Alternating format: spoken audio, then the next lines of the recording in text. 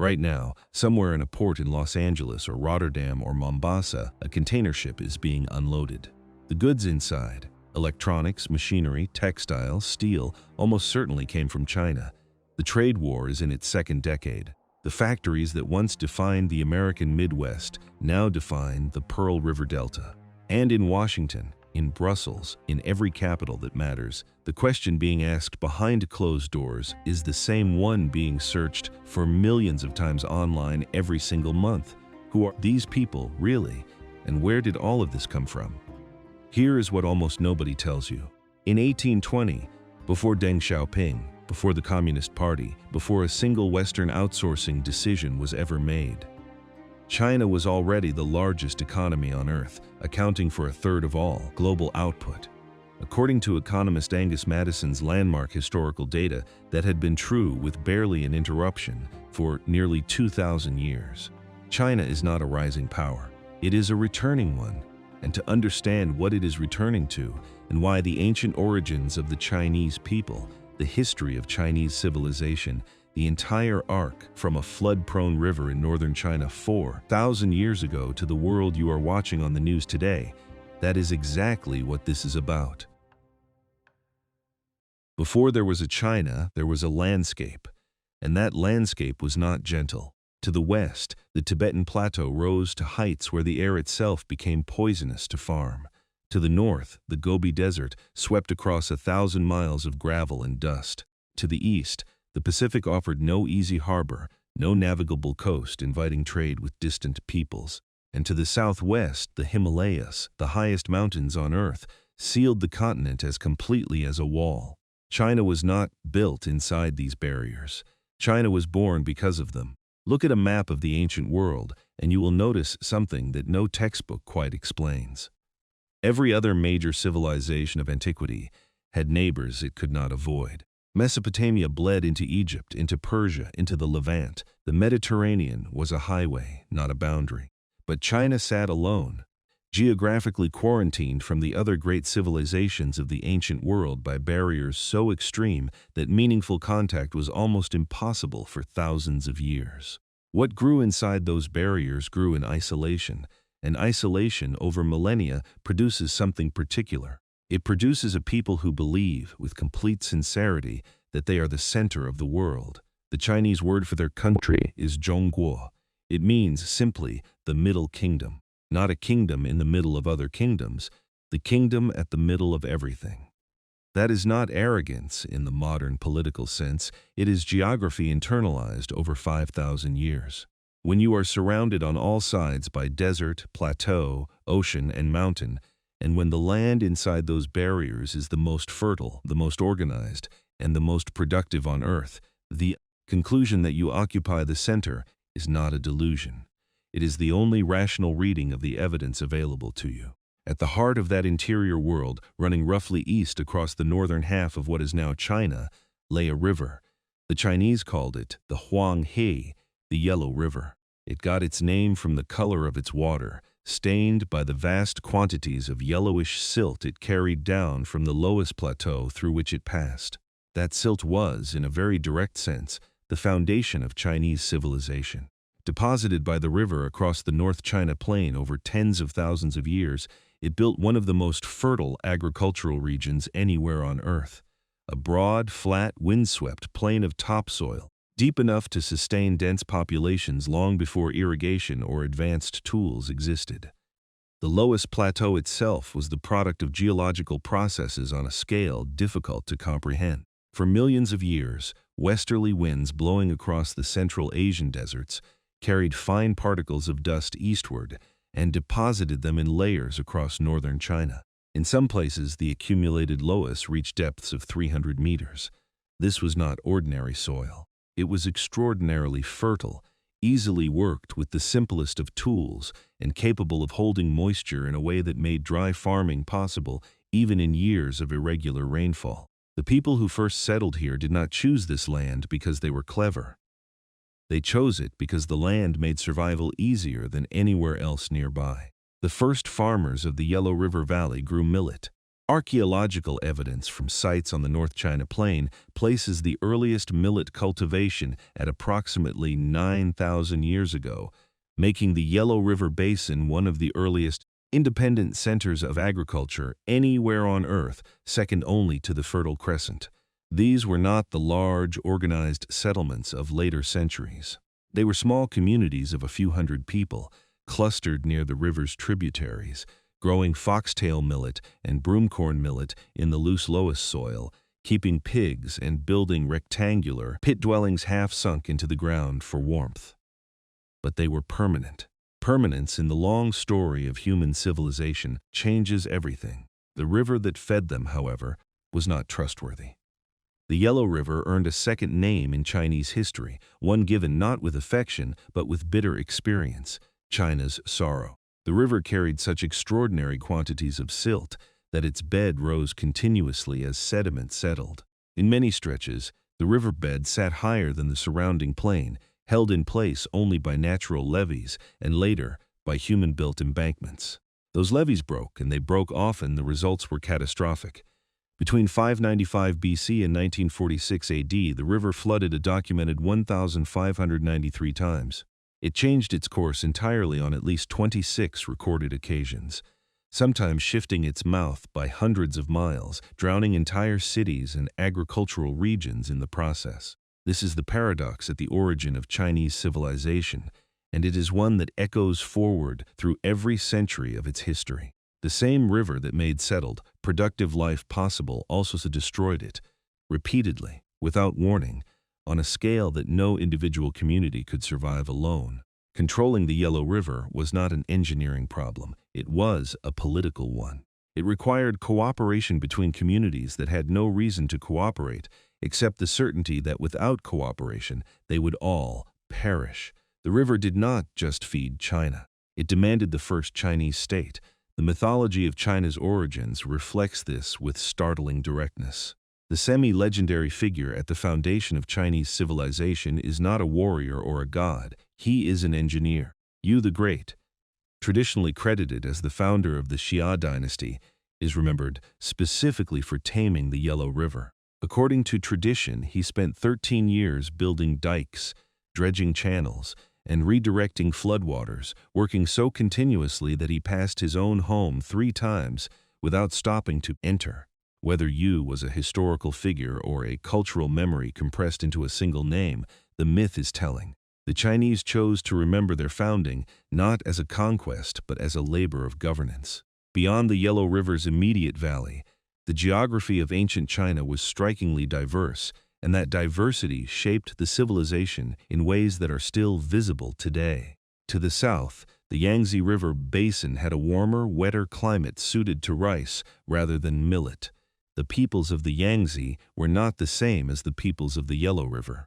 They grew different crops, built different kinds of villages, and developed distinct material cultures. For most of early Chinese prehistory, North and South were separate worlds, connected only by the accident of being enclosed within the same set of natural barriers. This is the fact that most histories of ancient China quietly skip past. China is not naturally one country. It is a geographical container large enough to hold several distinct civilizations, and for most of prehistory, that is exactly what it held.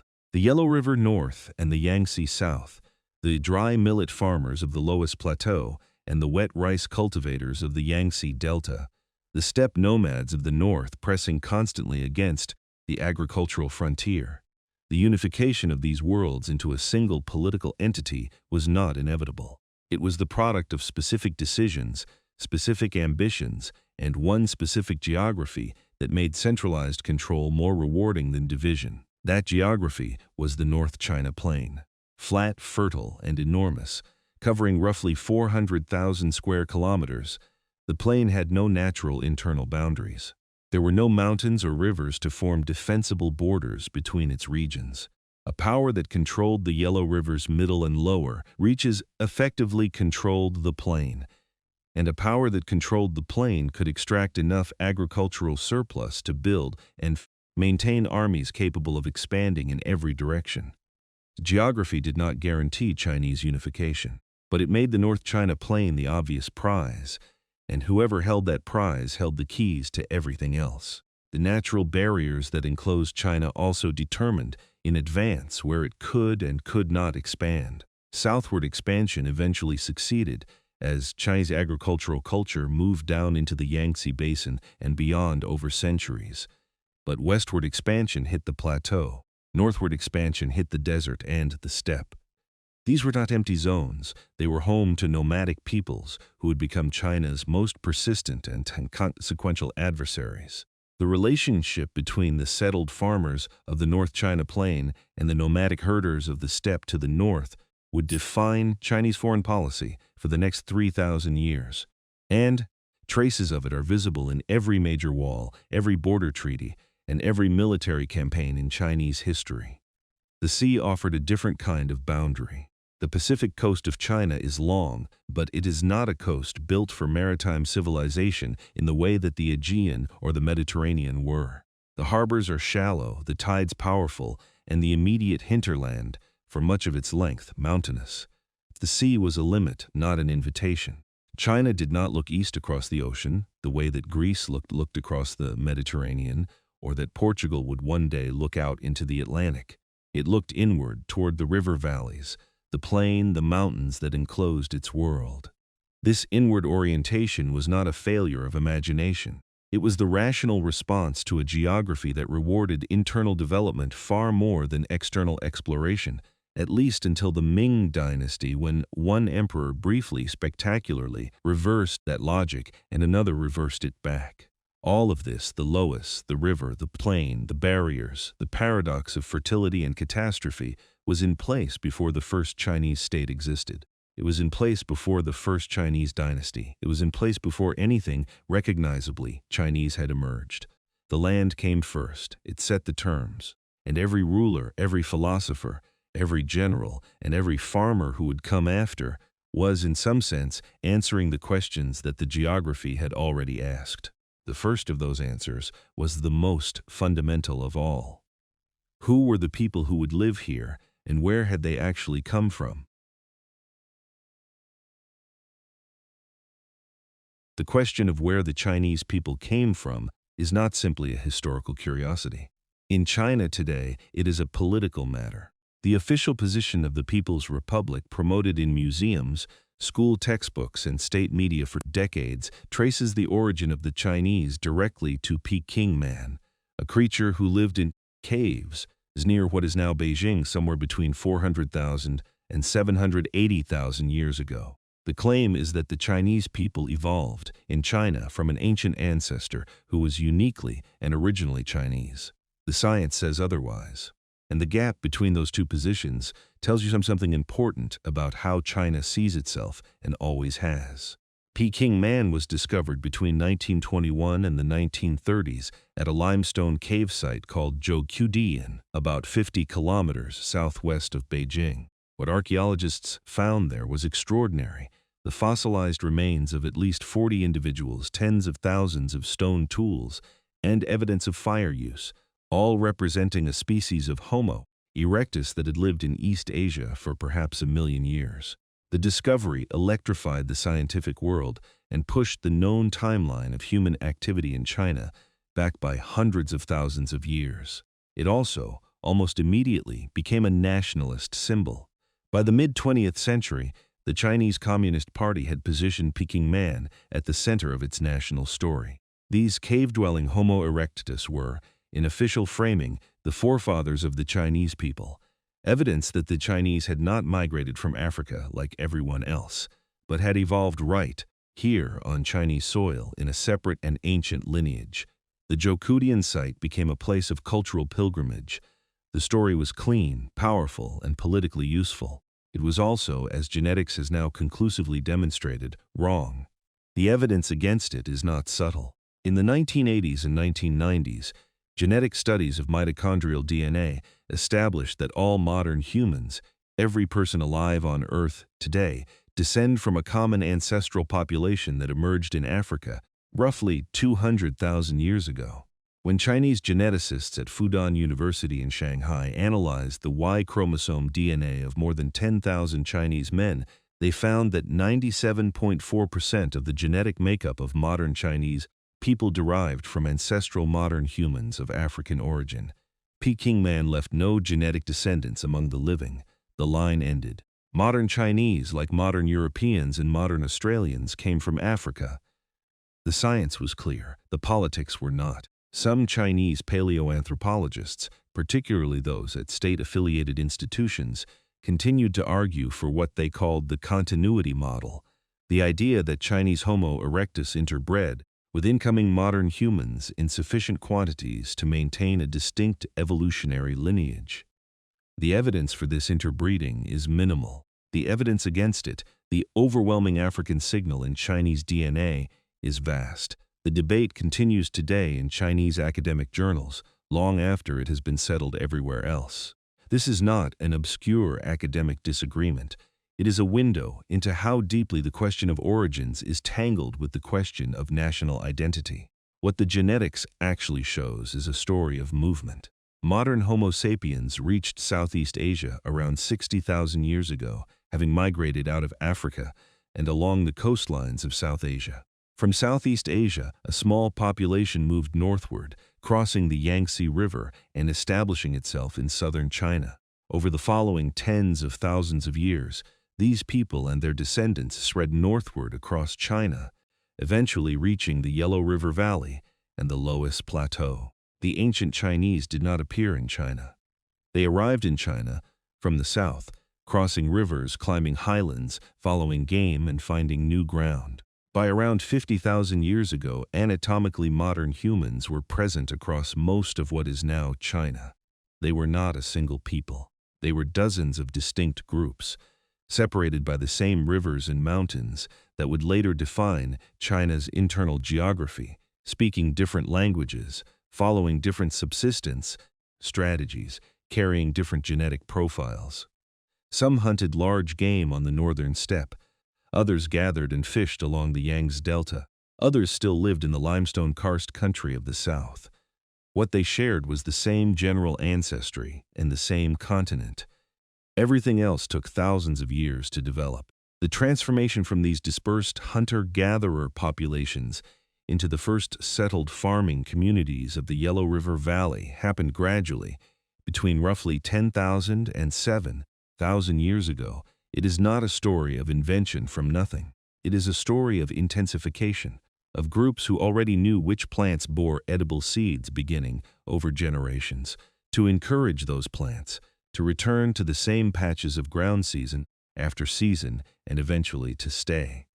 The millet grew so readily in the loose Loess soil of the Yellow River Valley was not cultivated by people who stumbled upon agriculture by accident. It was coaxed into domestication by people who had been managing wild plants for thousands of years before. By 5,000 years ago, the Yellow River Valley was home to a flourishing network of settled farming villages known collectively, from their distinctive decorated ceramics, as the Yangshao culture.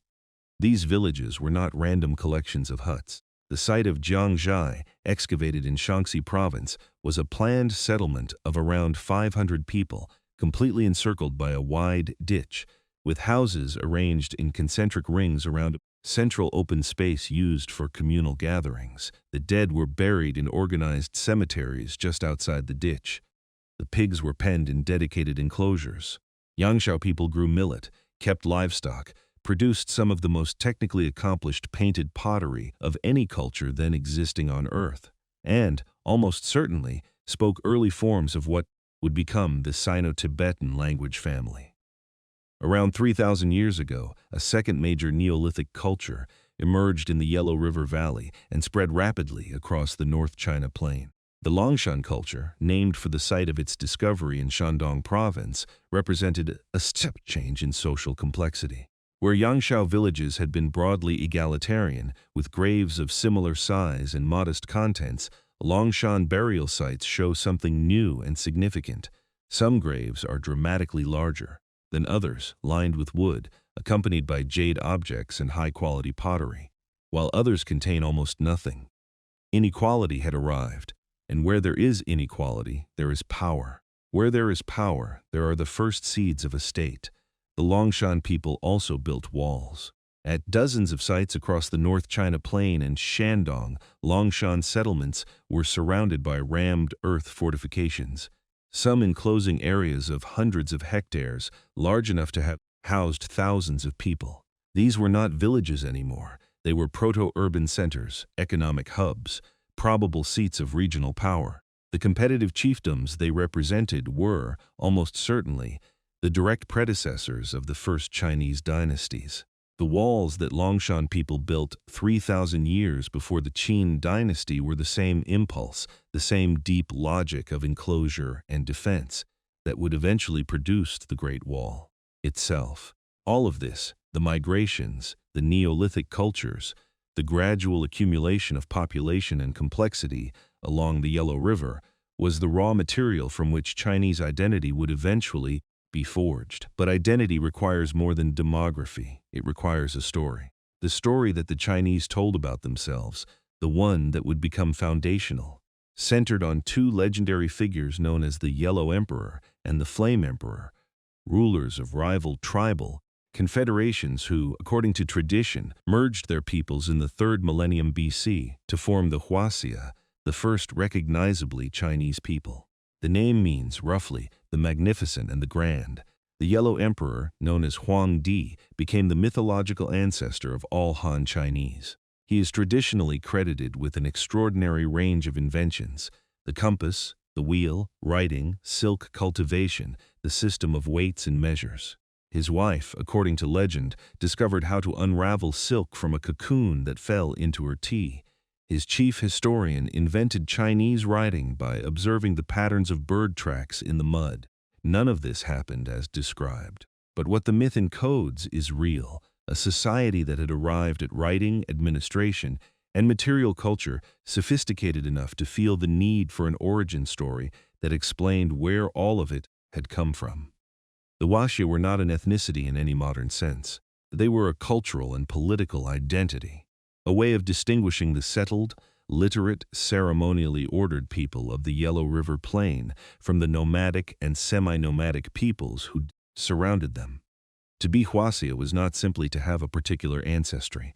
It was to speak a Chinese language, to observe Chinese ritual, to eat Chinese food, to live within walls and farm the land. This definition of Chineseness as a cultural achievement rather than a biological fact proved enormously powerful. It meant that outsiders could become Chinese simply by adopting Chinese ways. It also meant that the civilization was, from the very beginning, built to absorb rather than to exclude.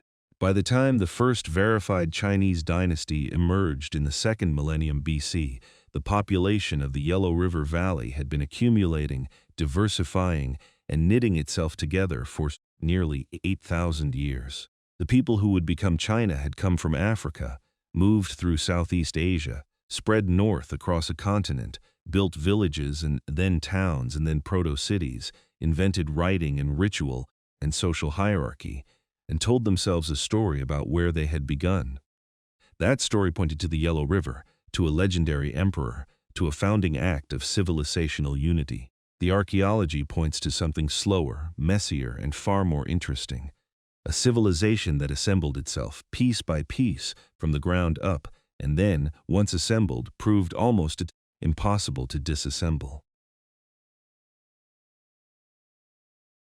For most of the 20th century, the Western scholarly consensus held that Chinese history began with the Shang dynasty, because the Shang left behind writing, bronze, and cities that could be excavated and dated.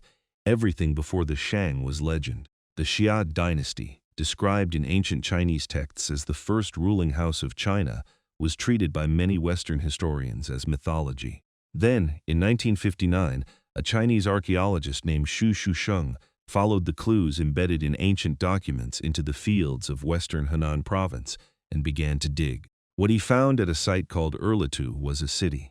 Not a village, not a ceremonial platform, a city spread across 3 square kilometers of the North China Plain, with paved road networks, a palace complex at its center built on rammed earth, foundations, bronze foundries, workshops producing jade and lacquerware, and a social hierarchy visible in the size and contents of its graves. Carbon dating placed Erlitu's occupation between roughly 1900 and 1500 BC. The text said the Xia ruled from approximately 2070 to 1600 BC. The alignment was close enough to transform a legend into a serious archaeological question, one that has not been fully resolved to this day, and probably says as much about national identity as it does about history.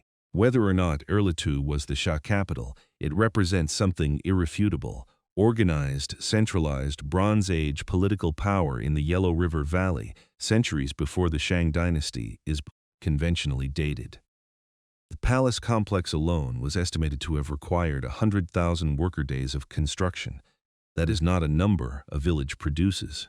It is a number that implies taxation, forced labor, administrative coordination, and a ruler powerful enough to command all three. Whatever name we give it, a state existed here.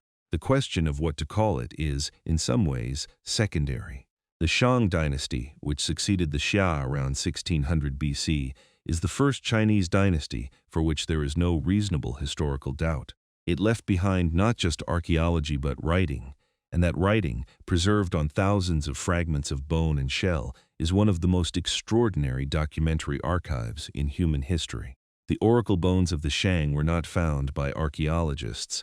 They were found by farmers, sold to pharmacists, and ground up as medicine before anyone understood what they were. In 1899, a Chinese scholar in Beijing noticed that the so-called dragon bones being sold in local pharmacies were covered in ancient script.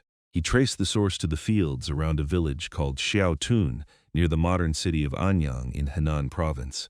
When formal excavations began there in 1928, archaeologists uncovered what they eventually identified as Yingshu, the ruins of Yin, the last capital of the Shang dynasty, occupied by the dynasty's final 9 kings. From the soil of Yinshu came over 100,000 individual oracle bone fragments, bearing the oldest surviving corpus of Chinese writing in existence. The characters inscribed on them are recognizably ancestral to the Chinese script still used today. The bones themselves were the tools of divination.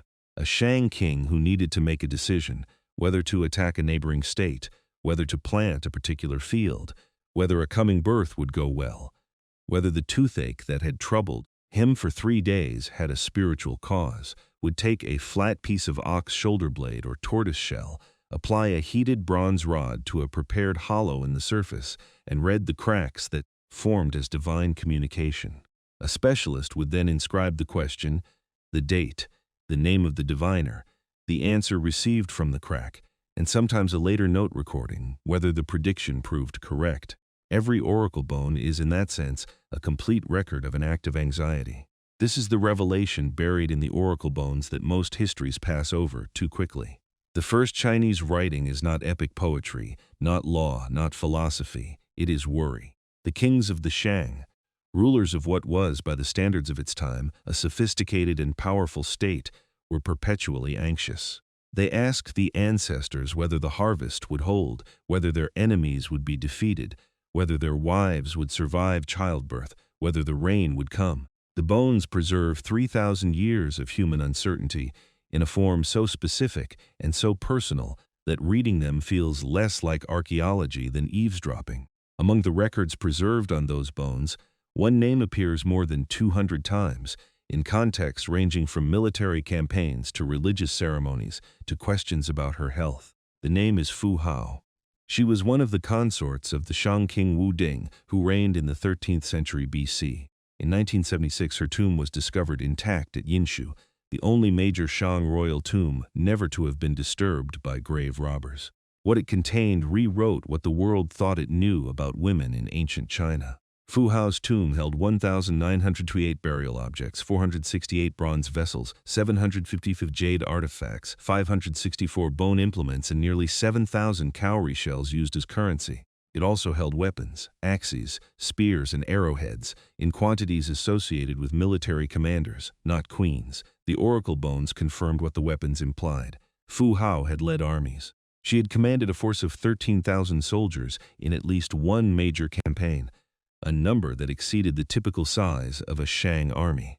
She was a general, a high priestess, a landowner administering her own territory, and the mother of the heir to the throne. She died at approximately 33 years old. Her husband, the king, mourned her by performing divinations asking the ancestors to protect her spirit for years after her death.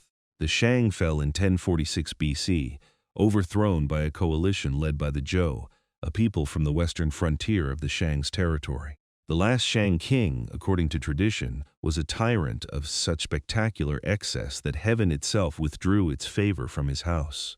Whether this account is accurate history or post-conquest propaganda is impossible to verify from this distance. What is certain is that the Zhou who overthrew the Shang did something more consequential than winning a battle. They invented a political philosophy that would govern China for the next 3,000 years. The Zhou called it the Mandate of Heaven, Ming. The concept was deceptively simple and extraordinarily powerful. Heaven, the Zhou said, granted the right to rule not as a hereditary privilege but as a moral trust.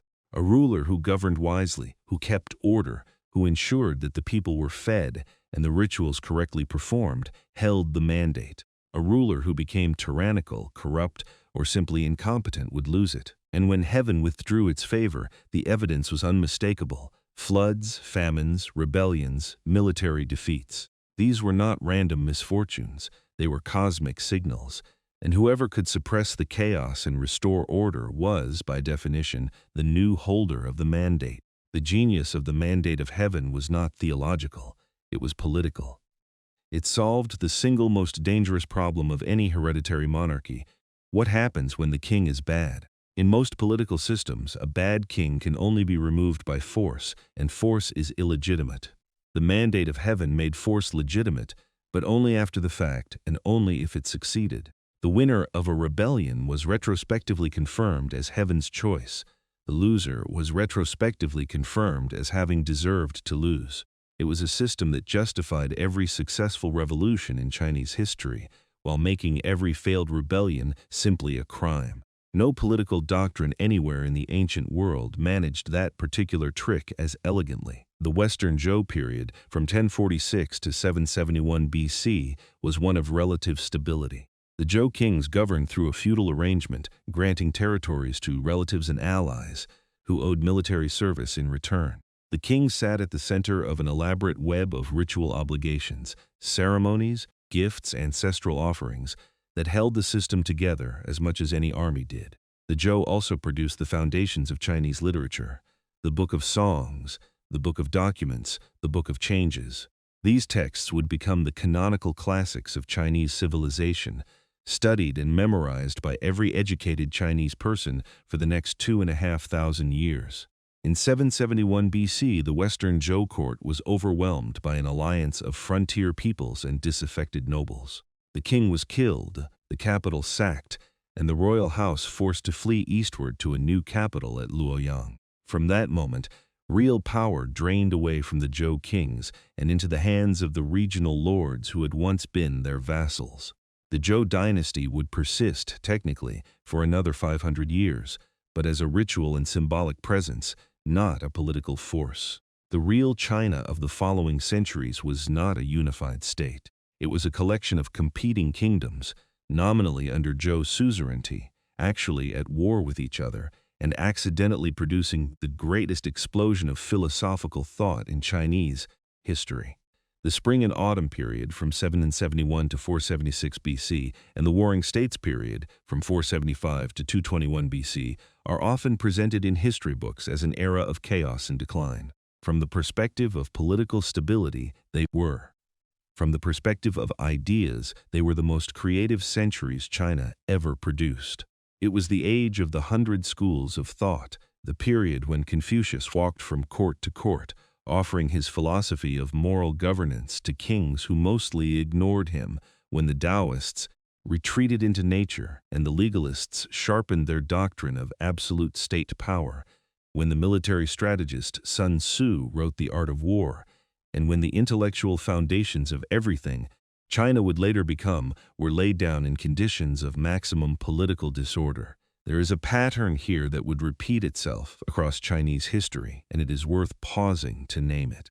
China's greatest periods of intellectual and cultural creativity have consistently occurred during periods of political fragmentation. The 100 schools emerged from the chaos of the warring states. Tang poetry flourished in the shadow of military collapse. Song dynasty philosophy crystallized in an era of foreign pressure and territorial loss. The Chinese civilization that would eventually become the most powerful on earth did not produce its deepest ideas in times of peace and order. It produced them in the crucible of crisis, and then, when order returned, put those ideas to work, building a state more durable than any the world had seen. The centuries of the warring states were catastrophic by almost any measure. The Zhou king's authority had collapsed to a formality. 7 major states, Qin, Chu, Yan, Han, Zhao, Wei, and Qi, fought each other with escalating ferocity, fielding armies that grew from thousands to hundreds of thousands as iron replaced bronze, and the economics of mass warfare changed the scale of everything. Cities fell, populations were uprooted, old aristocratic orders were swept away. And in the middle of all this slaughter and dislocation, something extraordinary happened. Every major idea that would govern Chinese civilization for the next 2,500 years was born. The man who gave that civilization its deepest philosophical foundation was born into poverty in the state of Lu in what is now Shandong province in 551 BC. His name was Confucius. The West would come to know him as Confucius, a Latinization invented by Jesuit missionaries in the 16th century. His father, an elderly military officer, died when Confucius was 3 years old. His mother raised him in hardship. He worked as a keeper of granaries and a livestock manager before finding his way into government service. He was, for most of his working life, a minor official that nobody particularly wanted to employ. This is the fact that the statues and the temples and the official veneration tend to obscure. Confucius spent approximately 12 years of his adult life wandering from court to court across the states of China, offering his philosophy of moral governance to rulers who listened politely and did nothing. He was dismissed, he was ignored. In the state of Shang, he narrowly escaped what his followers described as an assassination attempt by hostile courtiers. Stranded between the states of Chen and Kai, he and his disciples went hungry for days. He was, by any ordinary measure, a failure. He died in 479 BC at the age of 73, convinced that he had not accomplished what he set out to do. The philosophy that would govern the world's largest civilization for 2 millennia was written by a man who died believing he had changed nothing. What Confucius taught was deceptively simple, extraordinarily demanding, and politically radical in its time. The foundation was Ren, benevolence, humanness, goodwill toward others. From Ren flowed everything else. Li, the ritual propriety and correct observance of social forms that held society together. Yi, righteousness and moral duty, and the family as the basic unit of all. Social order, with filial piety, respect and care for parents and ancestors as the cardinal virtue. Government in Confucian thought was not primarily a matter of law or force. It was a matter of moral example. A ruler who was genuinely virtuous would attract virtuous ministers who would produce a virtuous administration, which would produce a well-ordered society. The logic was circular, optimistic, and ultimately dependent on the quality of the person at the top. The Analects, the collection of Confucius's sayings and dialogues compiled by his students after his death, is not a systematic philosophical treatise. It is a series of fragments, brief exchanges, cryptic aphorisms, arguments about ritual that sometimes seem absurd until you understand what is at stake in them. In one passage, a student suggests doing away with the sheep traditionally offered at the ceremony marking the new month, since the ceremony has become an empty formality anyway. Confucius responds, "You love the sheep. I love the ceremony." He means it seriously. The ceremony is not valuable because it works. It is valuable because the act of performing it, correctly, sincerely, generation after generation, is what holds society together. Remove the form, and the feeling eventually follows. Alongside Confucianism, a very different philosophy was taking shape in the same chaotic centuries. Taoism, associated with the figure of Laozi, a semi-legendary sage whose dates are unknown and whose very existence some scholars doubt, began from a fundamentally different premise. Where Confucius believed that human society could be improved by human effort, moral education, and correct ritual, Lao Tzu taught that the source of human misery was precisely the effort to improve things. The Tao, the way, the underlying principle of all existence, was not something to be understood or manipulated. It was something to be aligned with by doing less, not more. Government, in Taoist thought, was most effective when it was least visible. The sage ruler governed by Wu Wei, non-action, effortless influence, and the people thrived without knowing they were being governed at all. These two philosophies, Confucianism and Taoism, would intertwine throughout Chinese history in a relationship that was sometimes complementary, sometimes antagonistic, always generative. The typical educated Chinese official of the classical period was, in practical terms, a Confucian. He passed his exams on the Confucian classics, administered his district according to Confucian principles of hierarchical order, and worshipped his ancestors in Confucian ritual. But when that same official retired or fell ill or sat alone at night writing poetry, he often turned Taoist, withdrawing from the demands of social obligation into something quieter, more personal, more attuned to the natural world. Confucianism was the public face of Chinese civilization. Taoism was its private interior. A third philosophy emerged from the chaos of the warring states, and it was neither optimistic nor mystical. It was ruthlessly practical, deeply pessimistic about human nature, and ultimately more influential on the actual mechanics of Chinese government than either Confucianism or Taoism. Even though the Chinese have consistently refused to admit this for 2,000 years. Legalism, developed most systematically by the statesman Shang in the 4th century BC, and later synthesized by the philosopher Han Feizi, began from the premise that human beings are fundamentally self-interested and that moral exhortation will never change this. Order is not produced by virtue, it is produced by law. Shang was hired in 361 BC by Duke Zhou of Qin, the same small western state that would eventually conquer all of China, to transform Qin into a competitive military power. What Shang did was systematic and extreme. He abolished the old aristocracy, stripping nobles of their hereditary ranks and making them equal under the law to commoners. He divided the state into administrative districts, each governed by an appointed official answerable to the central government. He standardized weights, measures, and taxation. He reorganized the army around 20 military ranks awarded strictly on the basis of battlefield performance, not birth. And he imposed a legal code so strict that a citizen who witnessed a crime and failed to report it received the same punishment as the criminal. Shang reforms were so effective that Qin became the most powerful state in China.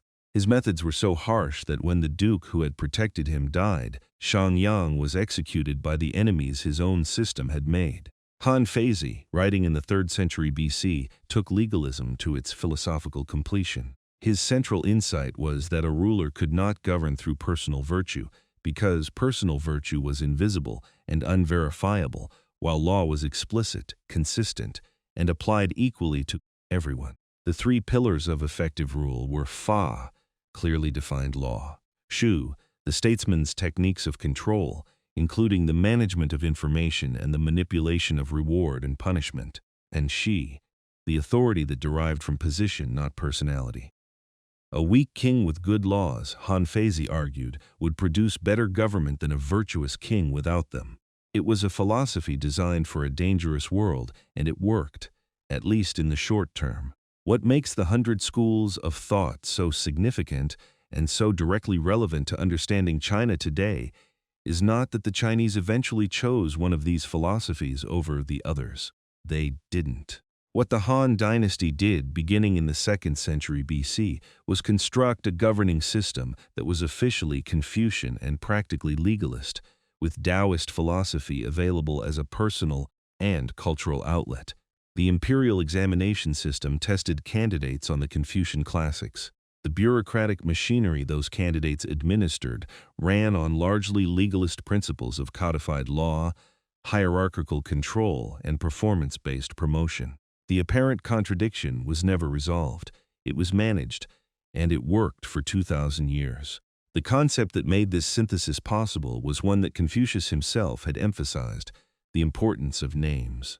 Ming, the rectification of names, held that social order depended on things being called what they actually were, and on people fulfilling the roles their titles implied. A ruler should rule as a ruler, a minister serve as a minister, a father act as a father, a son behave as a son. This sounds trivial until you understand what it meant in practice, that the entire social hierarchy, from the emperor down to the lowest peasant, was a web of named relationships, each carrying specific obligations. The state was not a collection of individuals, it was a network of duties, and the job of government was to make sure those duties were performed.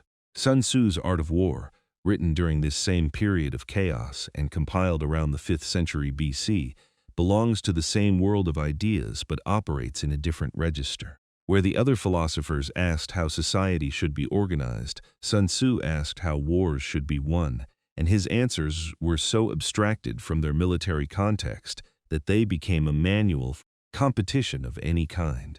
The book's central insight, that all war is deception, that the supreme commander wins before the battle begins by exhausting the enemy's will, that strength and weakness are states of mind as much as material facts, traveled far beyond China.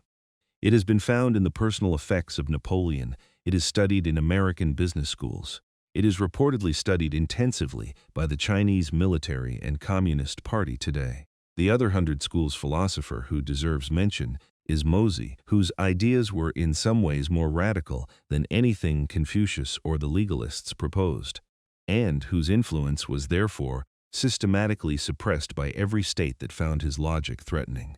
Mozi taught GNI, universal love, an equal concern for every human being regardless of their relationship to you. Where Confucius grounded his ethics in particular relationships, loyalty to this ruler, love for this family, Mozi extended the circle to everyone equally. A state that genuinely practiced universal love, he argued, would be incapable of aggressive war, because it would value the lives of the enemy's people as much as its own. No warring state's ruler was interested in that. Mohism largely disappeared after the Qin unification, buried under state philosophies more useful to centralized power.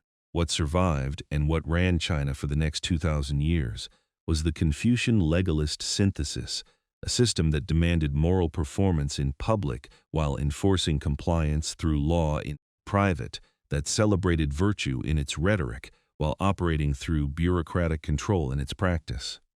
This was not hypocrisy in the simple sense. It was a sophisticated political technology, tested and refined across centuries of catastrophic competition, built to govern the largest population on Earth across a territory larger than the Roman Empire at its height. And when you look at the Chinese state today, its official emphasis on social harmony, its insistence on the primacy of the collective over the individual, its combination of meritocratic examination, culture, and opaque central authority, what you are looking at is not a modern political invention. It is the warring states period, still running. In 247 BC, a boy of 13 ascended the throne of the state of Qin. His name was Zhou. He had been born in the enemy state of Zhou, where his father had been held as a diplomatic hostage, and his early childhood was spent in danger and poverty before his father's unexpected accession. The Qin throne brought him home. He grew up inside a court of brutal intrigue, surrounded by men who had reasons to see him fail. He survived all of them. When he was 21 and took personal control of his state, he set in motion a campaign of conquest that, within 25 years, would produce something that had never existed before in human history: a unified China under a single emperor. The 6 rival kingdoms fell one by one: Han in 230 BC, Zhou in 225, Chu, the largest and most powerful, in 223, Yan in 222, Qi the last in 221. The speed was extraordinary. Within a decade, Yingzheng had absorbed territories that had been independent states for centuries, swept away aristocracies that traced their lineages back to the Zhou, and forced populations of hundreds of thousands to submit to a single authority. In 221 BC, standing at the head of a unified China larger than any political entity then existing in the Western world, he gave himself a new title. He combined the words previously used only for deities and mythological sage emperors. He called himself Qin Shi Huang, the first emperor of Qin. The title was not modesty. He intended to found a dynasty that would last 10,000 generations. His son would be the second emperor, his grandson the third, and so on through an eternity of Qin rule. He would reign for 10 years before dying at 49, and his dynasty would collapse 3 years after his death. But in those 10 years he remade China so completely that every dynasty for the following 2,000 years was, in its essential structure, still the state that Qin Shi Huang had built. His first act after unification was systematic erasure. The 6 kingdoms he had conquered were not merely defeated, they were dissolved. Their aristocracies were stripped of hereditary power. Their noble families were forcibly relocated to the capital at Xianyang, where they could be watched. The weapons of every conquered population were confiscated and melted down, cast into 12 enormous bronze statues that stood at the capital's entrance. The regional scripts, currencies, and systems of weights and measures that had given each kingdom its distinct identity were abolished. In their place came single, empire-wide standards for everything: the width of cart axles, the length of a measure of grain, the form of every written character. Qin Shi Huang did not build a country, he built a monoculture. The standardization of the written script was the most consequential act of his reign, and the one whose effects are most directly visible today. Before unification, the various states of China had written the same spoken language using characters that had diverged over centuries into distinct regional forms, recognizably related, but different enough to cause confusion in official correspondence. Qin Shi Huang's chief minister Li Si simplified and unified these into a single script, the small seal script imposed by imperial edict on every scribe, official, and merchant in the empire. This meant that a person in the far south who could not understand the spoken dialect of the far north could still read the same document. The written language became a unifying technology more powerful than any road or army, and it still functions that way today, binding a country of 1.5 billion people speaking mutually unintelligible dialects into a single literate culture. The road network was the physical equivalent of the script. The Qin built over 4,000 miles of roads radiating from the capital, standardized to a fixed width, so that the wheel ruts of government carts, now all built to the same axle length, could be used anywhere in the empire without adjustment. One road, the Qinjidao or Straight Road, ran 500 miles along a mountain range to supply the northern frontier and the Great Wall's construction. These were not trade roads in the ordinary sense. They were the nervous system of a centralized state, built to move armies, tax collectors, and imperial inspectors with a speed that no previous Chinese state had achieved. The Great Wall, or rather, the first version of it, was not Qin Shi Huang's most original achievement, but it was his most visible. The states of the Warring States period had already built walls along their respective northern frontiers to deflect raids from the steppe nomads known as the Xiongnu. What Qin Shi Huang ordered was their connection, a continuous defensive barrier stretching across the northern horizon, from the western deserts to the sea. 300,000 workers, many of them conscripts and convicts, labored on its construction under the command of the general Meng. The wall they built was not the magnificent stone structure tourists visit today. That is largely a Ming Dynasty construction from 1,500 years later.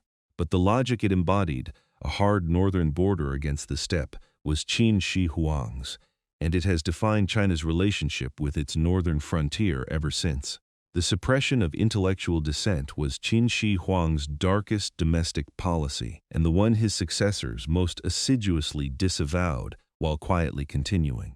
In 213 BC, on the advice of Li Si, he ordered the burning of books, not all books, but all texts on history, philosophy, and the Confucian classics, which his minister identified as sources of dangerous comparison between the present state and the admired dynasties of the past.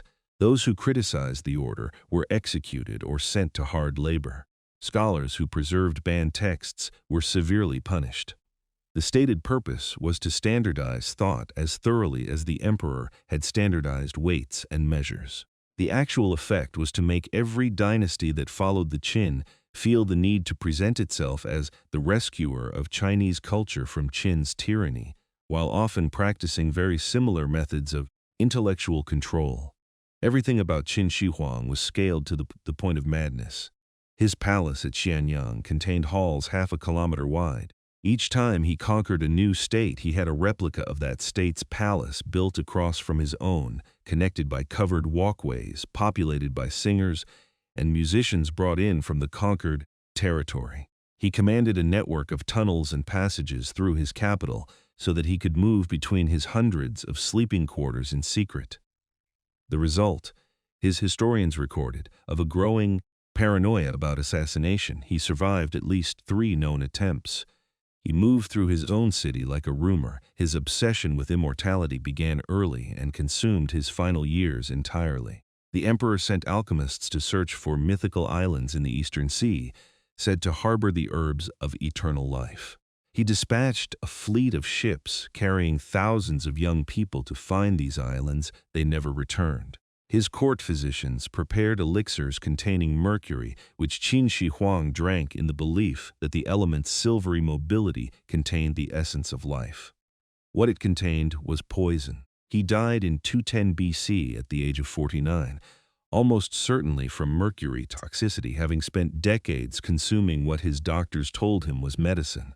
While he was still alive, 700,000 workers were constructing his tomb.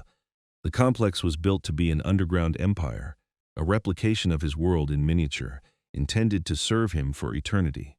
According to the historian Sima Qian, writing a century after the emperor's death, the tomb's inner chamber contained a map of China rendered in liquid mercury, with the Yellow River and the Yangtze flowing in silver channels across the floor. Modern soil surveys of the burial mound have confirmed extraordinarily high mercury levels directly above the central chamber, consistent with Sima Qian's account. The tomb has never been fully excavated.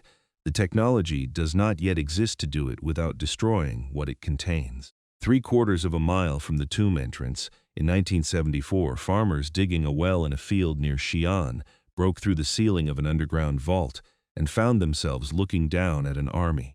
It took archaeologists years to grasp the scale of what lay beneath. 8,000 individual terracotta soldiers, each unique in facial expression, hairstyle, and posture, arranged in precise military formation across 3 vast pits. Infantry in the front ranks, archers at the flanks, cavalry and chariots behind.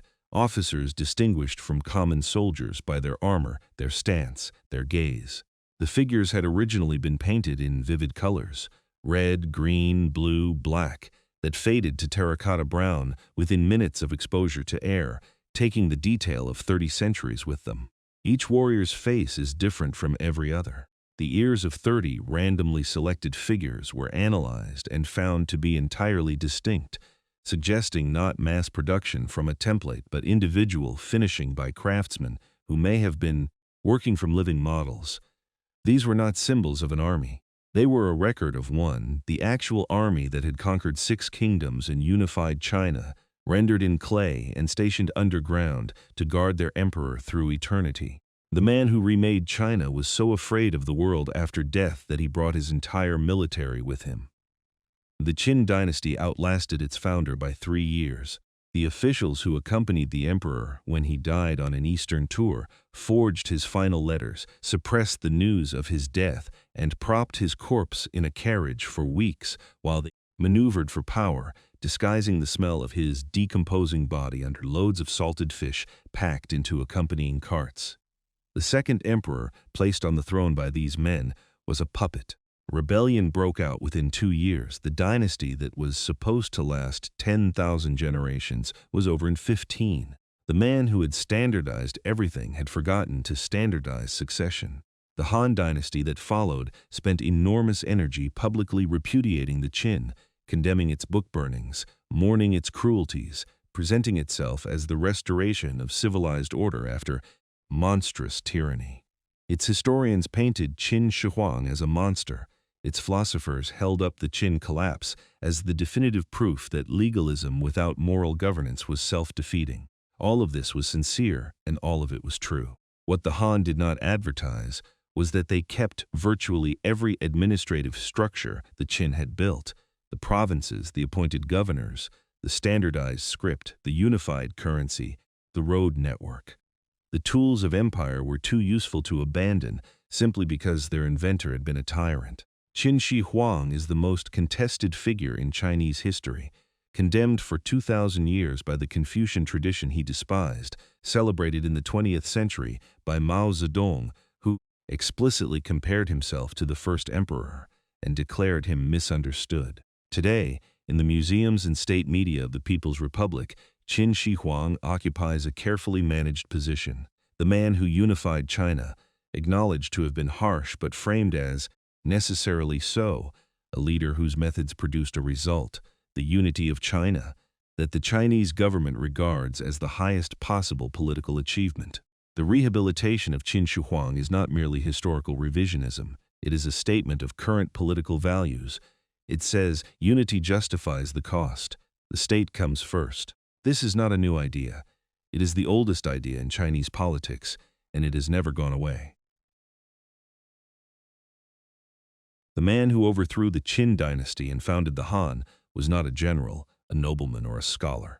He was the son of a peasant family from what is now Jiangsu province, a village officer of low rank who had spent his youth drinking and avoiding hard work, and who rose through the chaos of the Qin collapse not through military genius, but through a combination of personal charisma, political instinct, and the singular advantage of knowing how to make people follow him. His name was Liu Bang. In 202 BC, he defeated his last rival and became the first emperor of the Han dynasty. In the 2,000 years of imperial Chinese history that followed, no dynasty's founder was more admired, precisely because he had come from nothing, and his story told every Chinese peasant that the mandate of heaven was genuinely available to anyone with the virtue to hold it. Liu Bang's first instinct was to govern lightly. The Qin had collapsed because its demands on the population, the taxes, the forced labor, the unrelenting rigidity of legalist law had pushed people beyond endurance. The early Han emperors cut taxes, released conscripted workers, and reduced the severity of the legal code. They let the empire rest. The economy recovered with remarkable speed. By the time Liu Bang's great-grandson came to the throne in 151 BC, the Han treasury had accumulated so much wealth that the strings used to tie coins together had rotted away in storage. The state was rich enough to do something ambitious. That great-grandson was Emperor Wu, Han Wudi, and his reign of 54 years transformed China from a recovering empire into the dominant power of the ancient world. He pushed the Han's borders deep into Central Asia, crushing the Xiongnu nomads who had harassed China's northern frontier since the Qin, and establishing control of the trade routes that would become the Silk Road. He conquered northern Vietnam and parts of Korea. He made Confucianism the official state ideology, establishing a national academy to train officials in the Confucian classics, and requiring all candidates for government positions to demonstrate mastery of those texts. In doing so, he created something that had never existed before, a meritocratic bureaucracy staffed not by aristocrats but by educated men who had passed examinations. The civil service examination system was, in the long arc of Chinese history, one of the most consequential institutional inventions of any civilization anywhere. The idea was radical in its time and remains remarkable today, that the ability to govern should be assessed through intellectual testing rather than determined by birth. A boy from a farming family who mastered the Confucian classics and performed well in the examinations could, in theory, rise to the highest positions of state. In practice, the system favored those wealthy enough to afford years of education.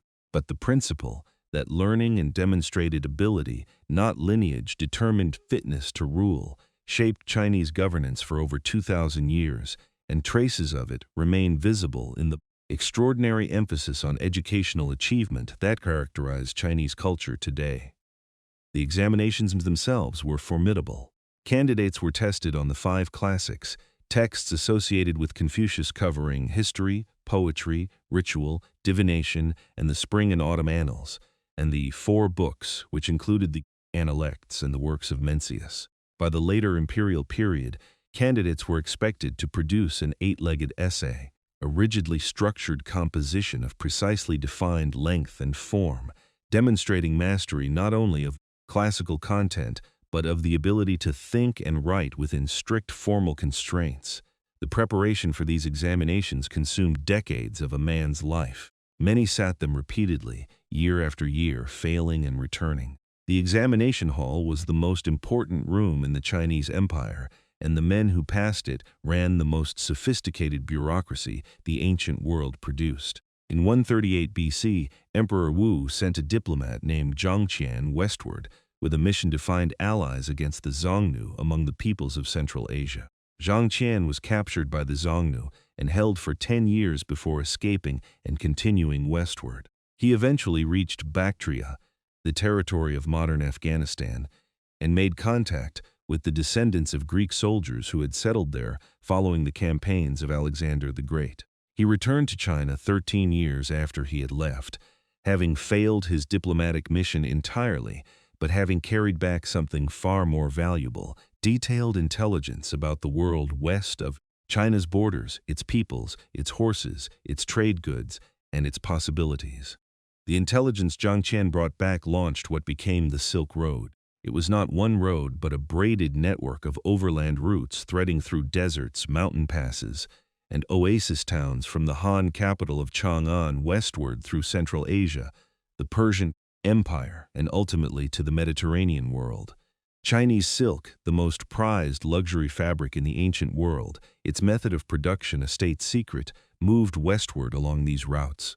Glass, wine, and woolen fabrics moved east. Ideas traveled in both directions. Buddhism reached China along the Silk Road in the 1st century AD, carried by traders and monks from India, and took root with a speed that suggests the Chinese were already spiritually ready for what it offered. The Han had connected China to the world, and the world began to change China in return. At its height under Emperor Wu, the Han Empire was comparable in territory and population to the Roman Empire that was developing simultaneously on the other side of the Eurasian landmass. Both governed populations of roughly 50 million people. Both built road networks, maintained professional armies, and administered vast territories through appointed officials. Both struggled with the same fundamental tension between centralized imperial authority and the centrifugal pull of powerful regional interests. The Romans and the Han never met in any meaningful sense, separated by the full width of Asia.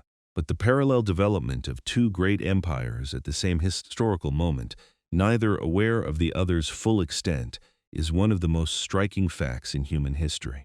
The Han Dynasty invented paper. This statement, repeated in textbooks, slightly oversimplifies a process that took centuries of incremental development, but the court official Kai Lun is credited with producing, in 105 AD, a practical and affordable papermaking method using mulberry bark, hemp, and worn cloth. Before paper, the Chinese had written on bamboo strips and silk. Bamboo was heavy and silk was expensive, which meant that literacy and record-keeping were severely constrained by material limitations. Paper changed everything. Government documents that had previously required carts to transport could now be rolled into scrolls. Books became lighter. Education became more accessible. Ideas could travel faster. Paper was one of China's 4 great inventions, alongside printing, gunpowder, and the compass, and it spread westward along the Silk Road, reaching the Islamic world by the 8th century, and Europe by the 12th, arguably did more to shape the modern world than any other single Chinese contribution. The Han Dynasty produced the man some historians call China's greatest historian. Sima Qian, a court official under Emperor Wu, was tasked with completing a historical work his father had begun. What he produced was the Shiji, the records of the Grand Historian, a comprehensive history of China from its legendary origins to his own time, covering 2,500 years in 130 chapters. His work established the template for all subsequent Chinese historical writing. And his method, interviewing witnesses, comparing sources, noting contradictions, and making explicit judgments about The behavior of rulers was more sophisticated than anything being produced in the West at the same time. He wrote most of it after Emperor Wu had him punished with a sentence that ended his ability to continue the family line, a punishment he accepted rather than take his own life, because he believed the history he was writing was more important than his own comfort or pride. The world the Han governed was hierarchical, Confucian, and deeply ordered, at least in its official self-presentation. In practice, it was more complicated. Women in the Han court wielded real power, often as empress dowagers governing through young sons. Empress Lu, who effectively controlled the empire for 15 years after Liu Bang's death, was one of the most powerful political figures of the dynasty and one of the most ruthless. The harem politics of the Han court, the competition between imperial consorts for influence over the emperor and therefore over the state, produced a recurring pattern of factional violence that weakened every dynasty from the Han onward, and which the official Confucian ideology, with its idealized hierarchy and insistence on propriety, was consistently unable to contain. The ordinary life of a Han subject was shaped by the rhythms of agriculture, the demands of taxation, and the weight of Confucian social expectation. A farmer owed taxes in grain and in labor, a certain number of days per year building roads, walls, or official buildings. He owed military service if called. He owed obedience to his magistrate, his father, and his emperor, in a hierarchy of loyalties that Confucian thought had rendered sacred. In return, the state owed him protection from bandits and nomads, fair administration of the law, and a granary system that would feed him if the harvest failed. When the state met these obligations, the system was stable. When it failed to do so, through corruption, natural disaster, or the exhaustion of imperial finances by war, the same peasant who had been a loyal subject became a rebel. The Yellow Turban Rebellion that helped bring down the Eastern Han in the late 2nd century AD began as a millenarian religious movement among peasants who had been failed by a state that had stopped functioning as advertised. The name the Han Dynasty gave to China's dominant ethnic group is perhaps its most enduring legacy. The largest ethnic group on Earth today, 1.4 billion people, comprising over 90% of China's population and roughly 17% of all humanity, calls itself Han Chinese. They take this name from a dynasty that ended 1800 years ago. The Han became Chinese. China became the Han. The fusion was so complete that the dynasty and the people became synonymous, and that synonymy has outlasted every subsequent dynasty, every foreign conquest, every revolution, and every attempt to replace it with a different foundation for Chinese identity. When Xi Jinping speaks of the Chinese nation, he is invoking a concept whose core content was crystallized during the reign of a peasant's son who died in 195 BC. The Han Dynasty fell in 220 AD, not in a single dramatic collapse but in a long dissolution, a weakening of central authority, a growth of regional warlord power, a series of peasant rebellions, and the final fragmentation of the empire into the three kingdoms. The pattern of its fall was identical to the pattern that would bring down every subsequent Chinese dynasty. Overtaxation, corruption in the bureaucracy, the failure of the granary system, millenarian, rebellion from below, and opportunistic power seizure from above. The Chinese understood this pattern. They named it the dynastic cycle, and their historians documented it with extraordinary clarity across 2,000 years of repetition. Understanding it did not prevent it. No structural insight into a system's failure mode has ever, in Chinese history or anywhere else, been sufficient on its own to stop the failure. But the fall of the Han did not mean the end of what the Han had built. The three kingdoms that replaced it, and the succession of dynasties that followed across the next 4 centuries of fragmentation, all continued to use the Confucian administrative system, the examination-based bureaucracy, the standardized script, and the fundamental political categories the Han had established. China fragmented politically, but remained culturally coherent, bound together by a shared literary language, a shared philosophical tradition, and a shared memory of what unified empire felt like. The memory of the Han was itself a political force, a standard against which every subsequent government was measured, and a promise that unity was not only possible but historically normal. In 1820, more than 1600 years after the Han Dynasty ended, China still accounted for 33% of global economic output. The model the Han had built, centralized authority, meritocratic administration, agricultural surplus extracted through a stable taxation system, trade conducted along state-controlled routes, was so effective that it sustained the world's largest economy for nearly 2 millennia after the dynasty that invented it had turned to dust. This is not a fact about Chinese exceptionalism. It is a fact about institutional design.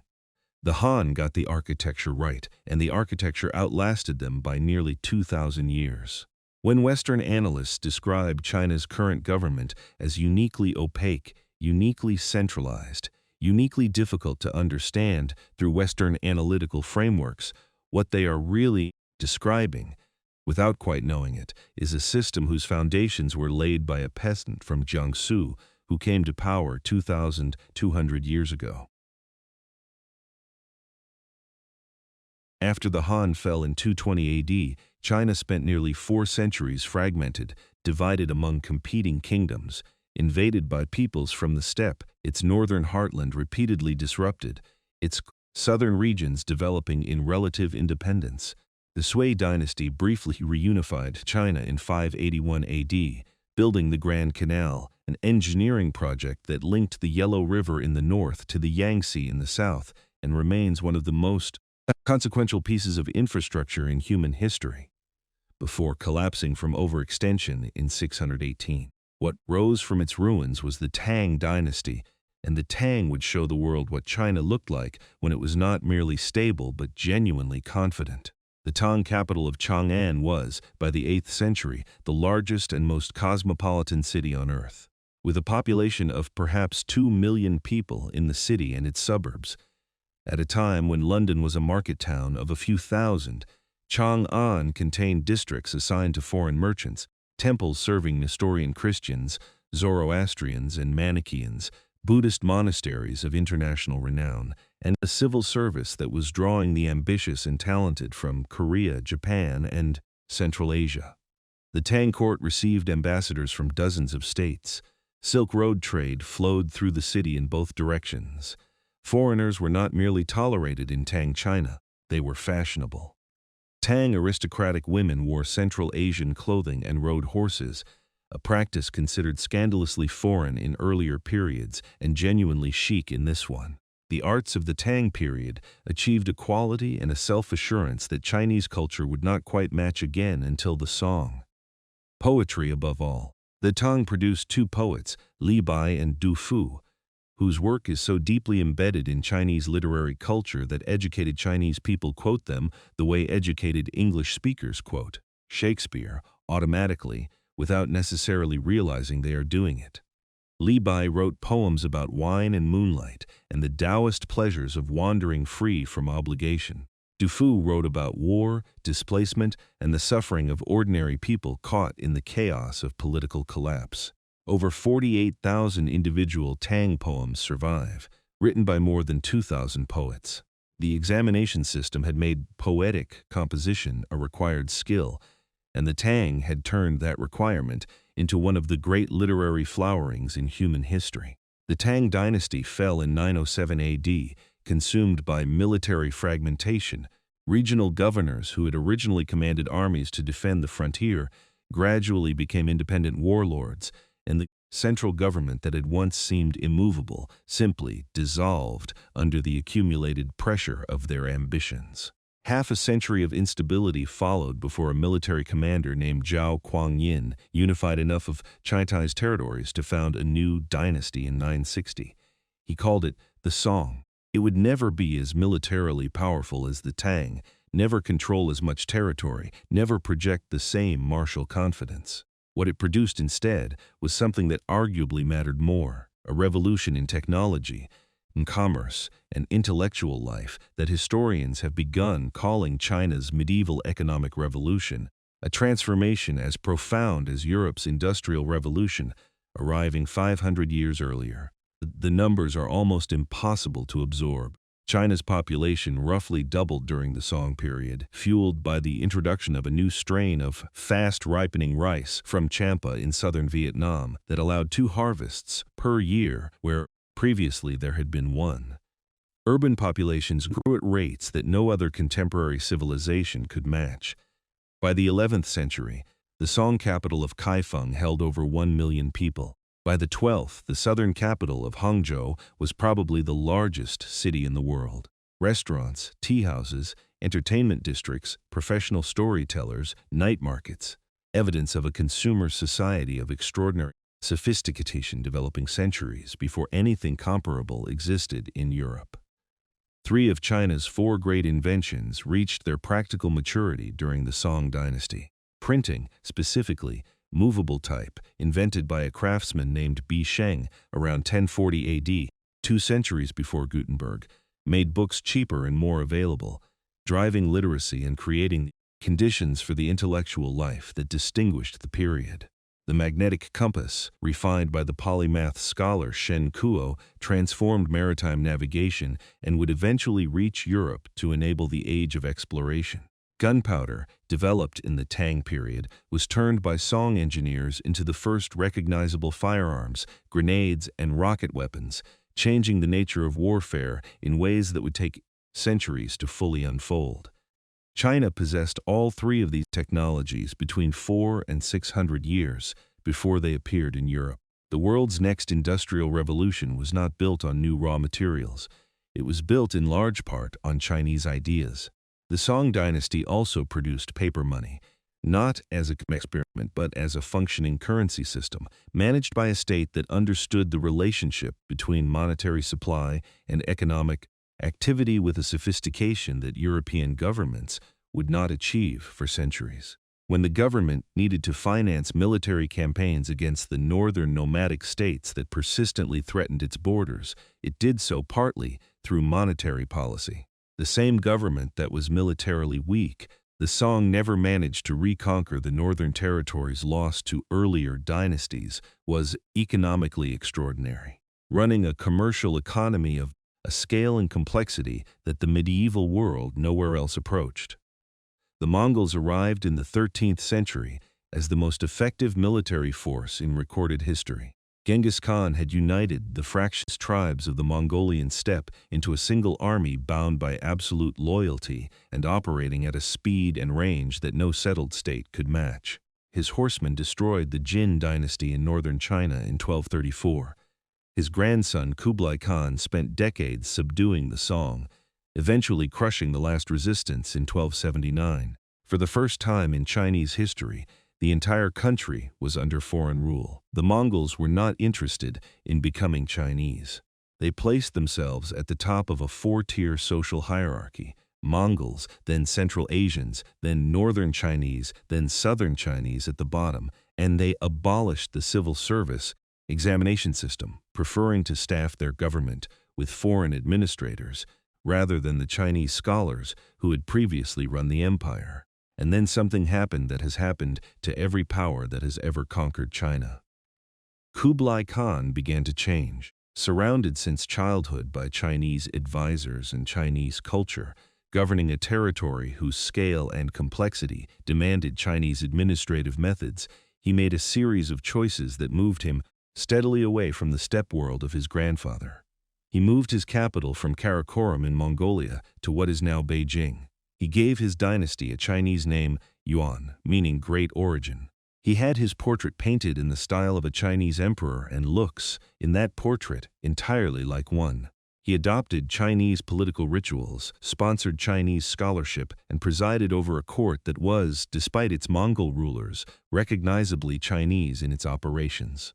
The revelation that every account of the Mongol conquest eventually arrives at is this: China did not become Mongol. The Mongols became Chinese. Within 2 generations of the conquest, Kublai's successors were speaking Chinese, observing Confucian ceremony, and governing through the bureaucratic machinery the Han had built 1,500 years earlier. The Mongols were the most militarily formidable conquerors in world history, and the Chinese administrative state absorbed them so completely that their descendants had to be explicitly reminded through legal prohibitions and social segregation, that they were different from the people they ruled. The Chinese system was not merely resilient. It was, in a very specific sense, predatory, capable of consuming its conquerors and digesting them into itself. The Yuan dynasty lasted less than a century before peasant rebellions drove the Mongols back to the steppe. The pattern was entirely familiar: natural disasters, overtaxation, corruption, peasant uprising, factional collapse at court. The mandate of heaven moved on. What replaced the Yuan was the Ming dynasty, native Han rule restored, and the Ming would take the lesson of the Mongol conquest and apply it with a severity that had consequences stretching down to the present day. But before turning to the Ming, it is worth dwelling on what the Song's technological revolution implies about the trajectory China was on before the Mongols interrupted it. Some historians have asked, and the question has no clean answer, whether Song China was on the verge of an industrial revolution in the 12th century. It had coal-fueled iron production at a scale England would not match until the 18th century. It had mechanical, water-powered machinery. It had paper money and sophisticated credit instruments. It had printing, the compass, and gunpowder. It had dense urban populations with rising living standards and a commercially sophisticated middle class. The invasion of the Mongols in the 13th century disrupted this trajectory with a violence that cannot be fully measured. It is impossible to know what Song China would have become without them. What is certain is that the technology and the economic model the Song built were not lost. They were absorbed into the next dynasty, and the next, and eventually carried westward along the trade routes the Mongols themselves maintained to reach a Europe that would use them to change the world in ways China, for reasons the next two sections will explore, did not. The Tang and Song periods together represent something important for understanding China today. They are the period when China was not merely the largest economy on Earth, but the most innovative, when the distance between Chinese science and technology and the science and technology of every other civilization was at its greatest. European scholars who study this period sometimes struggle with the question of why China, having invented printing, gunpowder, the compass, and paper money, did not use those inventions to launch the same global expansion that Europe launched after acquiring them. The answer is not that China lacked ambition. It is that China's civilization was built for a different kind of dominance. Internal consolidation rather than external projection, the administration of the world's largest agrarian empire rather than the conquest of new ones. That choice, made over centuries, embedded in the Confucian state philosophy, would have enormous consequences when it finally collided with European expansionism in the 19th century. The Mongol period also gave China something it had not previously possessed in quite so concentrated a form: a settled hostility toward foreign rule that would mark every dynasty from the Ming forward. The Chinese memory of the Yuan, of being placed at the bottom of a social hierarchy in their own country, of having the examination system abolished, of watching foreigners administer the institutions Chinese civilization had built, fed a cultural defensiveness that expressed itself after the Yuan's fall in the form of walls. Literal walls, rebuilt and extended by the Ming. Conceptual walls, expressed in restrictions on foreign trade and the closing of maritime routes. And ideological walls, encoded in an increasingly rigid Confucian orthodoxy that treated innovation as suspect and tradition as the highest form of wisdom. The Mongol conquest did not only interrupt China's development, it frightened it, but even the fright was not permanent, and China's capacity for recovery was not exhausted. The Ming dynasty that expelled the Mongols would build the Forbidden City, send fleets across the Indian Ocean to the coast of Africa, and produce one of the most sophisticated state-spine bureaucracies the world had ever seen, before making a decision so consequential and so unnecessary that its effects are still being debated today. The story of what China chose to do with its power at the moment of its greatest reach is the story of everything that came after. The man who ended Mongol rule over China was not a general, a nobleman, or a scholar official. He was a peasant orphan who had survived famine by begging and spent time as a Buddhist monk before joining a rebel army in his mid-20s. His name was Zhou Yuanzhang. By 1368, he had driven the last Mongol emperor back to the steppe and declared himself the first emperor of the Ming dynasty, a name meaning brilliant or radiant. His dynasty would rule China for nearly 3 centuries, build the Forbidden City, rebuild the Great Wall into the form it takes today, and launch the greatest maritime expeditions in human history. It would also make one of the most consequential strategic withdrawals in the history of any civilization. The early Ming emperors were defined by the trauma of Mongol rule. Zhou Yuanzhang, the emperor Huang, was determined to build a Chinese state that would never again be vulnerable to foreign conquest, and his instinct was to turn inward. He strengthened the military. He rebuilt the agricultural system that had been disrupted by the Mongol period. He reasserted the Confucian bureaucracy that the Mongols had largely bypassed. And he imposed the first version of the Haijin, the sea ban, a set of policies restricting private maritime trade and forbidding Chinese subjects from building ocean-going vessels. His rationale was partly defensive, aimed at denying resources to pirates and remnant Mongol loyalists operating along the coast. His effect was to declare the ocean, which had been China's commercial highway for centuries, a space of danger rather than opportunity. His son, the Emperor Yongle, who seized the throne in a civil war and moved the capital from Nanjing to Beijing, was a different kind of ruler, expansionist, ambitious, and willing to break with Confucian conservatism when it suited his purposes. It was Yongle who ordered the construction of the Forbidden City, a palace complex of 9,000 rooms enclosed behind walls and a moat, built by a workforce estimated at 1 million laborers over 14 years. It was Yongle who commissioned the Yongle Encyclopedia, a compilation of all Chinese knowledge then in existence, running to nearly 23,000 volumes. And it was Yongle who commissioned the treasure fleet, under the command of his most trusted admiral, a Muslim eunuch from Yunnan province named Zheng He. The fleet that set out from Nanjing in July 1405 was unlike anything the world had ever seen. The first expedition alone comprised 317 ships and nearly 28,000 men. Soldiers, diplomats, doctors, astronomers, translators, interpreters of Arabic and Persian, and craftsmen capable of repairing the fleet at sea. The flagship treasure ships were by any reasonable measure the largest wooden vessels ever constructed, 9-masted, estimated at between 120 and 140 meters in length, carrying hundreds of sailors on multiple decks. By comparison, when Columbus sailed to the Americas 87 years later, his 3 ships carried 90 men. The largest of them was approximately 25 meters long. The Chinese fleet that preceded him was not comparable to Columbus's fleet. It was comparable to a modern naval task force. Over the next 28 years, Zheng He led 7 voyages. He sailed to Southeast Asia, Ceylon, India, the Persian Gulf, the Red Sea, and the east coast of Africa, reaching Malindi in what is now Kenya 80 years before Vasco da Gama arrived in East Africa on his way to India. The Chinese had not merely reached these places. They had mapped them, traded with them, established diplomatic relationships with their rulers, and left behind physical evidence. Chinese porcelain, datable to Zheng He's voyage period, has been excavated at sites along the Kenyan coast, that their presence was sustained and substantial. When Vasco da Gama's small Portuguese fleet arrived in East Africa in the late 1490s, the local peoples along the Swahili coast still remembered the enormous ships from the east. They described them to their new visitors with obvious nostalgia. The voyages were not exploration in the European sense. They were not seeking new lands to claim or trade routes to monopolize.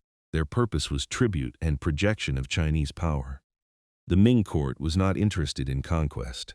It was interested in recognition, in having the rulers of distant states acknowledge the emperor's cosmic authority, send representatives to his court bearing gifts, and be incorporated into the tribute system that placed China at the center of the world order. Zheng He's fleet carried Chinese silk and porcelain outward and brought back exotic animals, spices, and foreign envoys inward. A giraffe arriving at the Ming court from East Africa caused a sensation.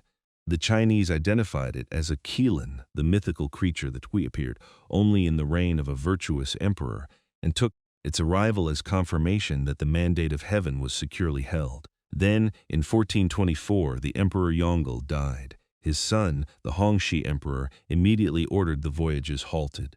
Confucian officials who had always opposed the expeditions, viewing them as enormously expensive, as enhancing the influence of eunuchs at court, and as philosophically incompatible with an agrarian state that should not be dependent on maritime trade, now had the emperor's ear. The treasury was strained. The northern frontier, where Mongol threats remained real, needed resources. The argument that the ocean was irrelevant to Chinese security and prosperity, rooted in 2,000 years of Confucian political philosophy, had found its moment. One more voyage was undertaken, the seventh, ordered by Yongle's grandson in 1431. Zheng He died at sea on the return journey in 1433, almost certainly in his 60s, and was probably buried at sea in accordance with his Muslim faith. A symbolic tomb was constructed at Nanjing, which still stands. After his death, the Confucian faction moved systematically. They ordered the records of the voyages destroyed. The veritable records of the Ming dynasty noted plainly, destroy the designs to eliminate future troubles. The treasure ship blueprints were burned. The fleet was allowed to rot. Within decades, building a ship with more than 2 masts was made a crime. The sea ban was extended and tightened. China, which had commanded the Indian Ocean as completely as any naval power in history, voluntarily ceased to exist as a maritime force. This is the revelation that stops every serious historian of China cold. It is not that China lacked the technology. It is not that China lacked the wealth. It is not that China lacked the reach. In 1405, China's treasure fleet was the most powerful maritime force on earth. By 1500, that fleet was gone, and Portugal, a country with a population of roughly 1 million people, operating with ships a fraction of the size of Zheng He's smallest vessel, was establishing the trade routes and colonial footholds that would reshape the world for the next 5 centuries. China had held the seas and given them up. The question of why is not academic. It is the question that determines everything about the century of humiliation that came later. The answer lies in the structure of the Ming state, specifically in the power of the Confucian bureaucracy over military and commercial policy. The civil service examinations produced administrators who had spent decades immersed in texts that viewed agriculture as the foundation of civilization and commerce as morally suspect. Maritime trade enriched merchants who occupied the lowest rung of the Confucian social hierarchy. It enriched eunuchs who had no Confucian legitimacy whatsoever. It diverted state resources from the northern frontier, where the real threat, the Mongols and their step successors, remained ever present. From the perspective of the Confucian official class, ending the voyages was not a failure of imagination. It was a rational defense of the agrarian order they had been trained their entire lives to protect. The Ming instead turned inward and upward. The Great Wall, largely an earthen construction in its earlier forms, was rebuilt under the Ming in the stone and brick version that tourists visit today. The wall runs for thousands of kilometers across northern China, climbing mountains and descending into valleys, following the contour of the landscape with a precision and a scale that remains astonishing 800 years later. It is the physical expression of a political decision that China's security lay in controlling its land borders rather than projecting power across its maritime ones. Every brick in the Great Wall is, in one sense, a brick that did not go into a ship. The Forbidden City, begun under Yongle and completed in 1420, housing the imperial court for nearly 5 centuries, tells the same story from a different angle. It is not a city that faces outward. It is a city that faces inward. Its walls are turned away from the world beyond. The emperor who lived at its center was, in theory, the Son of Heaven, the axis around which all human civilization revolved. To leave the Forbidden City required special permission. To approach the emperor required an elaborate ritual of prostration and submission. The physical design of the palace encoded the political philosophy of the Ming in stone and tile. The world came to China. China did not go to the world. The consequences of the maritime withdrawal took decades to become visible and centuries to become catastrophic. In the short term, the Ming was the wealthiest and most powerful state on earth, and its internal security and cultural confidence gave no indication that anything had been sacrificed. But the window in which China could have established lasting maritime dominance over the global trade routes was closing, and the Ming's Confucian officials, having locked the door from the inside, did not notice. When Portuguese ships arrived at the Chinese coast in 1517, the Ming court dismissed them as minor tributaries from a distant and insignificant kingdom. When the Portuguese returned with more ships and began to establish themselves at Moscow, the Ming managed them through the tribute system and trade restrictions. The idea that a European maritime power could constitute a genuine threat to Chinese interests would not occur to anyone in the Ming court, right up until it was too late. The irony that haunts the Ming decision is this: the sea ban that was intended to protect China from pirates created pirates. Coastal communities whose livelihoods depended on maritime trade were criminalized overnight. The same sailors who had crewed Zheng He's enormous fleets became smugglers operating under Japanese flags, raiding the coastlines that the dismantled navy could no longer defend. By the 16th century, the Ming coast was plagued by what Chinese sources called the woko, Japanese pirates, who were often, on closer inspection, Chinese sailors conducting illegal trade under foreign colors. The policy designed to make China secure made it vulnerable. The doors it had locked from the inside were eventually broken open from the outside. The Ming dynasty fell in 1644, consumed by the familiar cycle of overtaxation, peasant rebellion, bureaucratic paralysis, and military defeat. A nomadic people from Manchuria, the Manchu, swept through the Great Wall and took Beijing, establishing the last imperial dynasty, the Qing. The walls had not held. The decision to build them instead of ships had not made China invincible.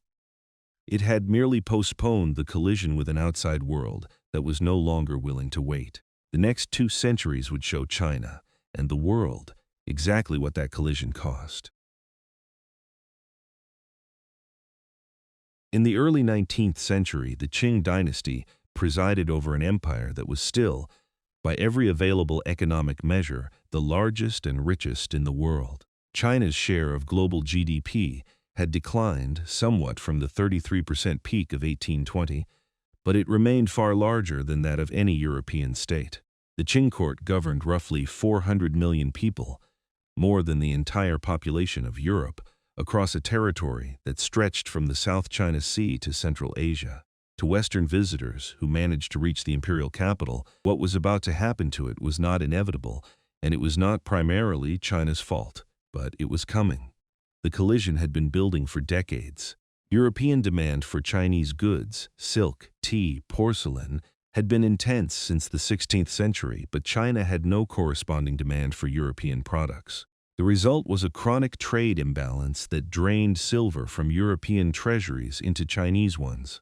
British merchants, confined to a single port at Canton under the Qing's Canton system and required to conduct all business through licensed Chinese intermediaries, found the terms of trade profoundly unsatisfactory. They had tried diplomacy. In 1793, a British mission led by Lord Macartney arrived bearing elaborate gifts, telescopes, clocks, a planetarium, as demonstrations of British industrial ingenuity. The Qing Emperor Qianlong was unimpressed.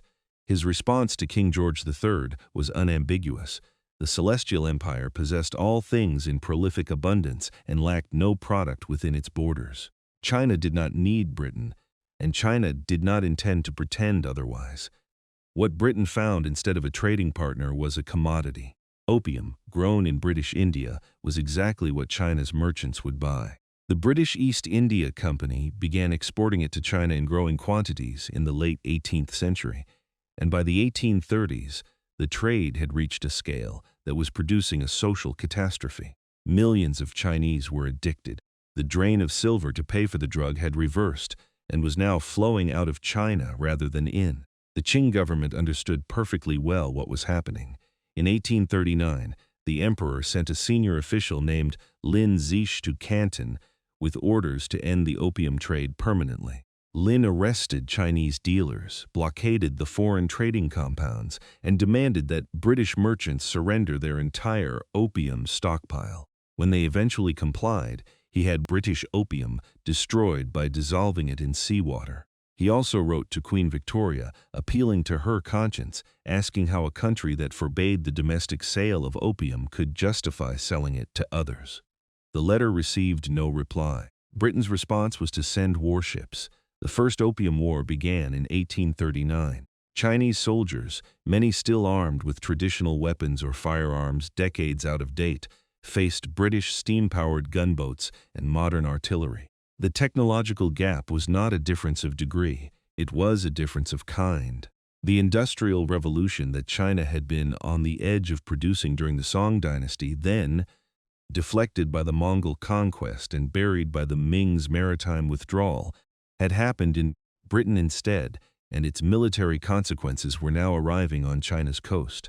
Chinese forces were outmaneuvered and outgunned at virtually every engagement.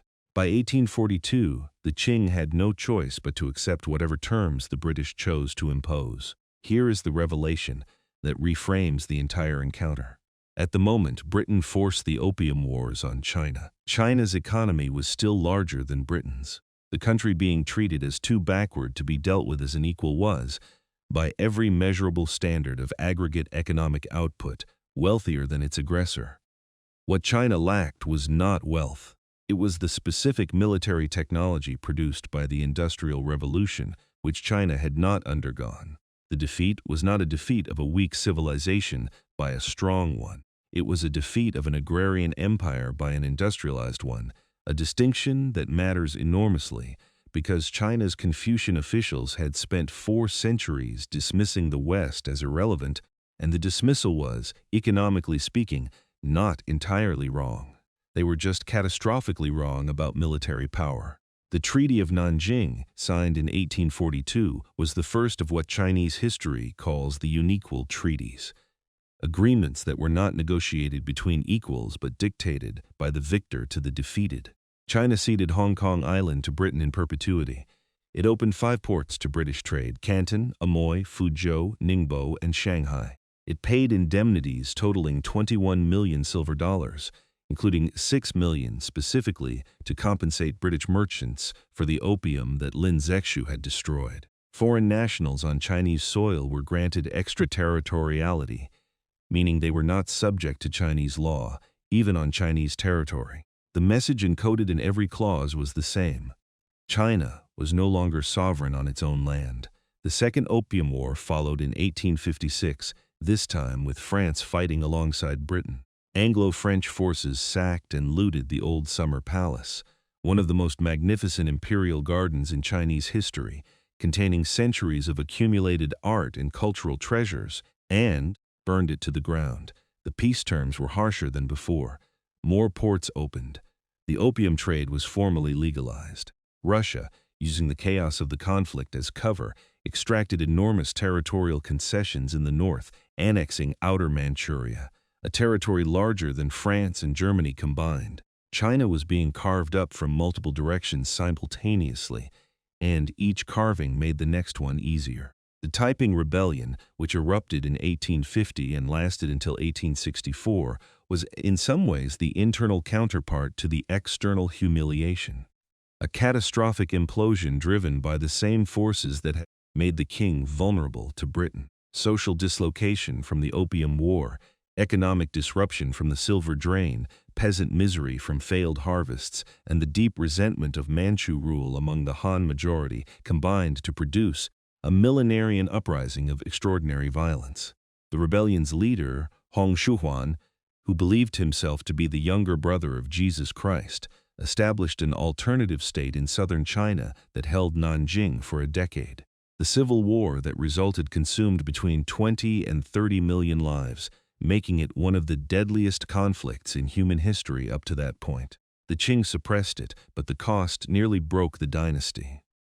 What followed was a century-long succession of humiliations, each one confirming and deepening the lesson the Opium Wars had started. Japan, which had modernized rapidly following the Meiji Restoration of 1868, importing Western industrial and military technology with an urgency and effectiveness that China failed to match, defeated the Qing dynasty in the First Sino-Japanese War of 1894 to 1895, seizing Taiwan and Korea. Germany established a naval base at Qingdao. France consolidated control of Vietnam. Russia took more territory in the north. The Boxer Rebellion of 1900, a desperate nationalist uprising against foreign presence on Chinese soil, was crushed by an 8-nation military alliance that then imposed the most humiliating peace terms yet: a permanent foreign military presence in Beijing itself, and a financial indemnity so enormous it would take China decades to pay.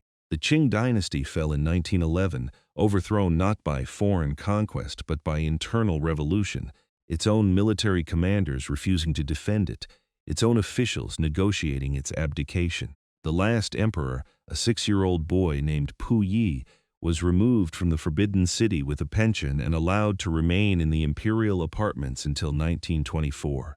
The dynasty that had governed China for 267 years ended not with a battle but with a document signed by a child's regent in a palace that foreign soldiers had occupied 11 years before. The long chain from the Opium Wars to the fall of the last dynasty had taken 72 years. What came after was, if anything, worse. The Republic of China that replaced the Qing quickly fragmented into competing warlord territories. The nationalist government that eventually consolidated power was perpetually at war, with warlords, with the Communist Party, and with Japan, which launched a full invasion of China in 1937. The Japanese occupation of much of eastern China produced atrocities on a scale that the Chinese government has never permitted its people to forget, and has never permitted foreigners to discuss in terms it does not control. Nanking, the former imperial capital, was occupied by Japanese forces in December 1937, and what followed in the weeks after its fall remained, for China, the defining image of what it meant to be at the mercy of a foreign power. The Communist Party's victory in 1949 and Mao Zedong's proclamation of the People's Republic of China from the Gate of Heavenly Peace in Beijing is understood in Chinese official history not primarily as a revolutionary event but as the end of humiliation. The phrase Mao used was precise. The Chinese people have stood up, not risen, not advanced, stood up, as in from a kneeling position.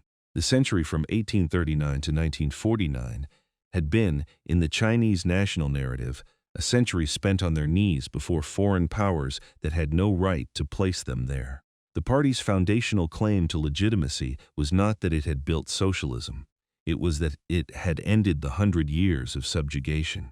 Everything the CCP does, every policy it pursues, every territory it claims, every foreign relationship it manages, is, in its own self-understanding, still downstream of that claim. The phrase "century of humiliation," Beinian Guoqi, was coined by Chinese nationalists in the early 20th century, and it has never left Chinese political discourse. Under Xi Jinping, it has been formally institutionalized as the organizing narrative of Chinese national identity. Patriotic education campaigns in Chinese schools teach the events of this period in detail and with explicit emotional framing. Official anniversaries of the Opium Wars, the burning of the Summer Palace, and the Japanese invasion are commemorated with state ceremonies. Foreign politicians who visit China and make statements deemed disrespectful of Chinese sovereignty are met with references to this history, sometimes explicit, often implicit. The century of humiliation is not history in China. It is the present tense. The specific ways in which China invokes this narrative in its current foreign policy are not difficult to identify. Every territorial dispute, Taiwan, the South China Sea, the Sino-Indian borderlands, is framed as the resolution of historical injustices imposed during the century of weakness. U.S. tariffs and technology export controls are described in official Chinese communications as the modern equivalent of the unequal treaties, foreign powers using economic leverage to constrain China's development, exactly as did in the 19th century. The Belt and Road Initiative is explicitly connected by its architects to the ancient Silk Road, framing Chinese international investment as the restoration of a natural civilizational role that was interrupted by imperial aggression. Even the insistence on Taiwan's reunification with mainland China is rooted in the century's narrative. Taiwan was seized by Japan in 1895 as part of the same humiliation that began in 1842, and its separation from the mainland is presented as an open wound that must be closed. The century of humiliation was real. The suffering it produced was real. The injustices it encoded in international law and in the physical geography of China, the treaty ports, the territorial losses, the extraterritoriality, were genuine violations of Chinese sovereignty that were imposed by force and maintained by threat. None of this is disputed by serious historians. What is worth understanding, and what Chinese official history tends to elide, is the extent to which the vulnerability that made the century possible was produced, in part, by China's own institutions, by the Confucian bureaucracy's systematic demotion of military technology, by the Haijin that dismantled the fleet, by the tribute system that prevented China from recognizing a genuine threat until it was inside its harbors. The humiliation was inflicted from outside. The conditions that made it possible were built from within. And the question of whether the current Chinese state has genuinely addressed those conditions or has simply replaced one kind of institutional rigidity with another is the question on which the future of the world may depend. Everything in this story has been pointing here. The geography that demanded a centralized state, the river that required collective governance to survive, the philosophers who built a political system designed to last, the first emperor who standardized the script that still holds 1.5 billion people together, the Han Dynasty that named the largest ethnic group on Earth, the Mongols who became Chinese, the fleet that dominated the Indian Ocean and was then dismantled by the same bureaucratic logic that had always governed this state, the century of humiliation that still shapes every diplomatic conversation China has. All of it flows in one direction, toward the present moment, toward the trade war and the container ships, and the question your viewer has been asking since they typed those search terms into YouTube. Who are these people really? And where did all of this come from? The first thing to understand about China today is that its leaders do not think of its current position as a rise. They think of it as a return. The language Xi Jinping uses consistently, the great rejuvenation of the Chinese nation, the Chinese dream, the restoration of China's rightful place in the world, is not the language of ambition. It is the language of restoration. A rise implies something new, a return implies something owed. And when you have spent 10 sections watching a civilization that was the world's largest economy for most of recorded history, that invented printing, gunpowder, paper, and the compass, that commanded the Indian Ocean, that administered the largest bureaucratic state in human history for 2,000 unbroken years, the framing of the present, not as ascent but as return, begins to make a different kind of sense. In 2012, shortly after becoming General Secretary of the Communist Party, Xi Jinping visited an exhibition at the National Museum of China that called The Road to National Rejuvenation. It was there that he first used the phrase Chinese dream publicly. He defined it, precisely and repeatedly, as the great rejuvenation of the Chinese nation, to be achieved by 2049, the centenary of the People's Republic. The date is not accidental. 2049 is exactly 100 years after 1949, the year Mao declared that the Chinese people had stood up. The symmetry is deliberate. The century of humiliation ran from 1839 to 1949. The century of rejuvenation runs from 1949 to 2049. Xi is not constructing a new narrative. He is completing an old one. The concept at the philosophical center of Xi's worldview is one that this video is traced from its origins in the Zhou dynasty. 3,000 years ago, Tianxia, all under heaven. In ancient Chinese political cosmology, the Son of Heaven did not rule a country. He ruled everything. The territory under his authority was not defined by borders but by the reach of civilization itself. Outsiders were not foreign nations with equal standing. They were barbarians at the periphery of a world whose center was, by definition, China. The tributary system that had governed China's foreign relations for 2,000 years was Tianxia, made administrative a system in which every state that wished to trade with China acknowledged, symbolically, the cosmic primacy of the Chinese emperor. Xi does not invoke Tianxia explicitly in every speech, but Chinese state media describes his worldview explicitly using the term and the framework it implies. China as the natural center of a harmonious world order with other nations arrayed around it, in relationships of respectful cooperation, is the operating assumption of every major Chinese foreign policy initiative. The Belt and Road Initiative, China's multi-trillion-dollar program of infrastructure investment across Asia, Africa, and Europe, is officially described by its architects as a new Silk Road. The reference is precise and intentional. The original Silk Road connected the Han Dynasty capital of Chang'an to the Mediterranean, projecting Chinese economic and cultural influence across the known world. The Belt and Road seeks to do the same thing at 21st century scale, using loans, ports, railways, and digital infrastructure instead of camel caravans. When Xi describes it as a community of shared destiny for mankind, he is using language that echoes directly the Confucian idea of a harmonious world order governed by benevolent central authority. The framing is ancient, the infrastructure is new. The intention, to place China at the hub of global networks of exchange, is as old as the Han Dynasty itself. The insistence on Taiwan is impossible to understand without the history. Taiwan was ceded to Japan in 1895 under the Treaty of Shimonoseki as part of the humiliation of the First Sino-Japanese War. It is, in the Chinese official narrative, the last unresolved wound of the century of humiliation, the final territorial loss that has not yet been healed. Xi has described Taiwan's reunification with mainland China as an inevitable historical outcome that no external force can prevent. The language of inevitability is Tianxia thinking applied to geography. There is one China, there is one world under heaven, and the temporary presence of a separate government on a Chinese island is, from this perspective, not a geopolitical fact to be managed but a historical anomaly to be corrected. The possibility of military force to achieve reunification is not, in this framing, aggression. It is the restoration of cosmic order. The South China Sea, where China has built artificial islands on contested reefs, installed military installations, and asserted territorial claims rejected by international tribunals, follows the same logic. The 9-dash line that China uses to demarcate its claimed territories in the South China Sea traces back to a 1947 map produced by the Republic of China government. It has no basis in international maritime law.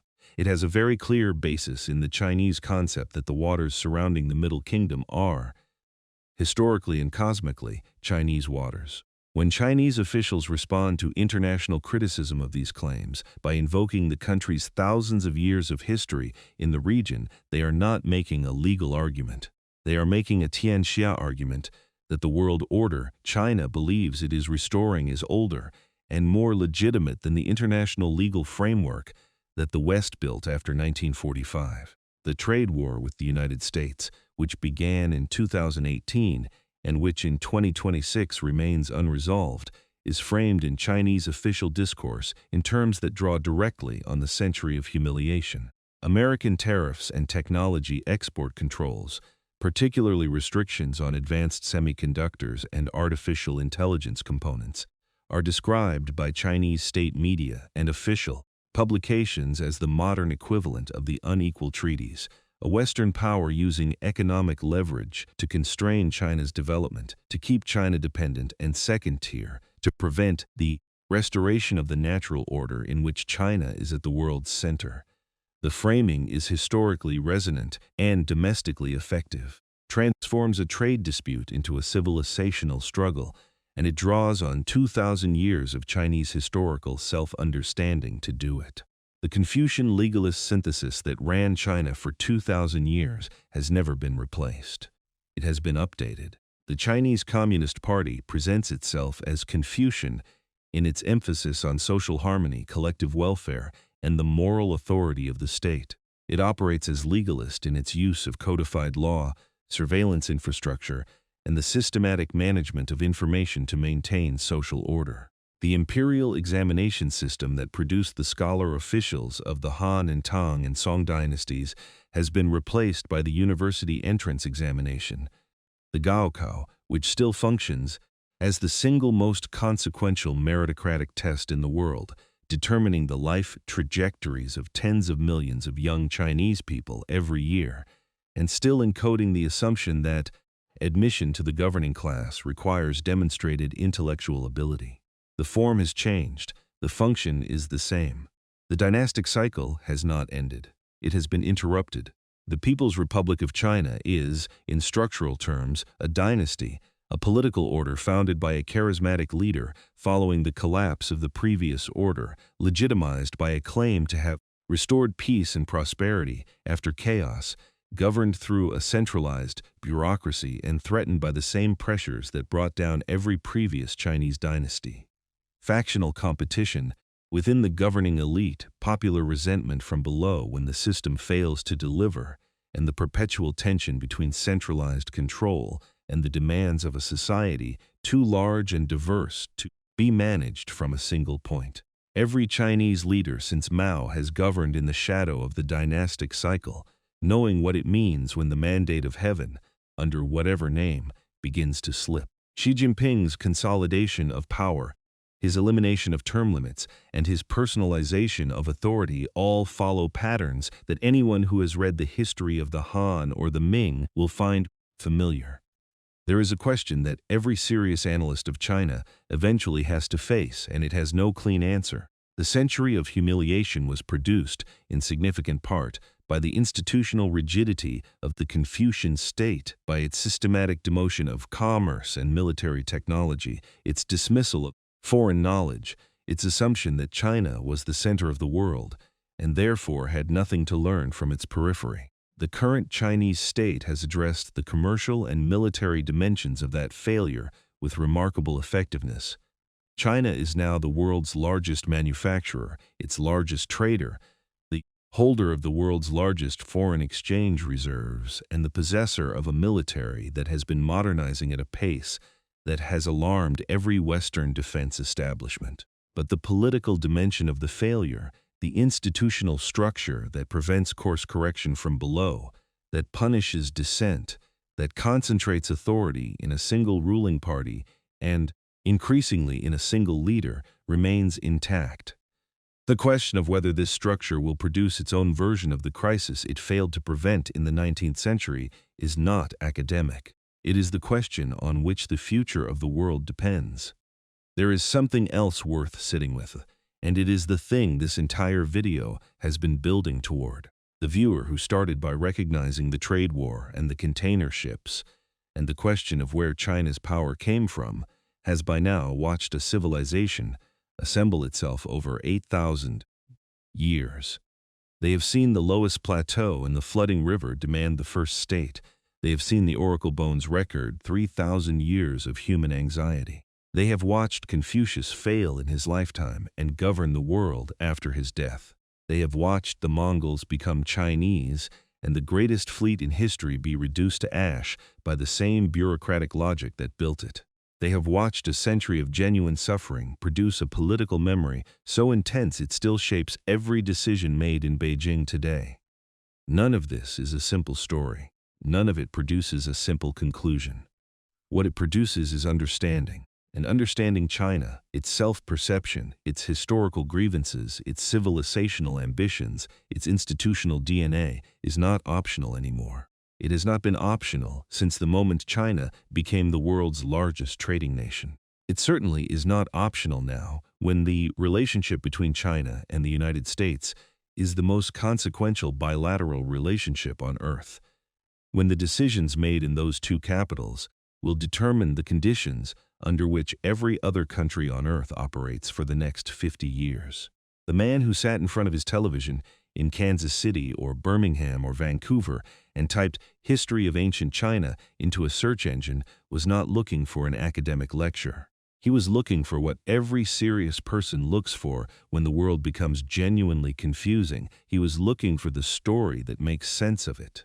This is that story. It begins 4,000 years ago, along a flood-prone river in northern China, with a people who needed to work together to survive and who built institutions so durable that they are still operating today.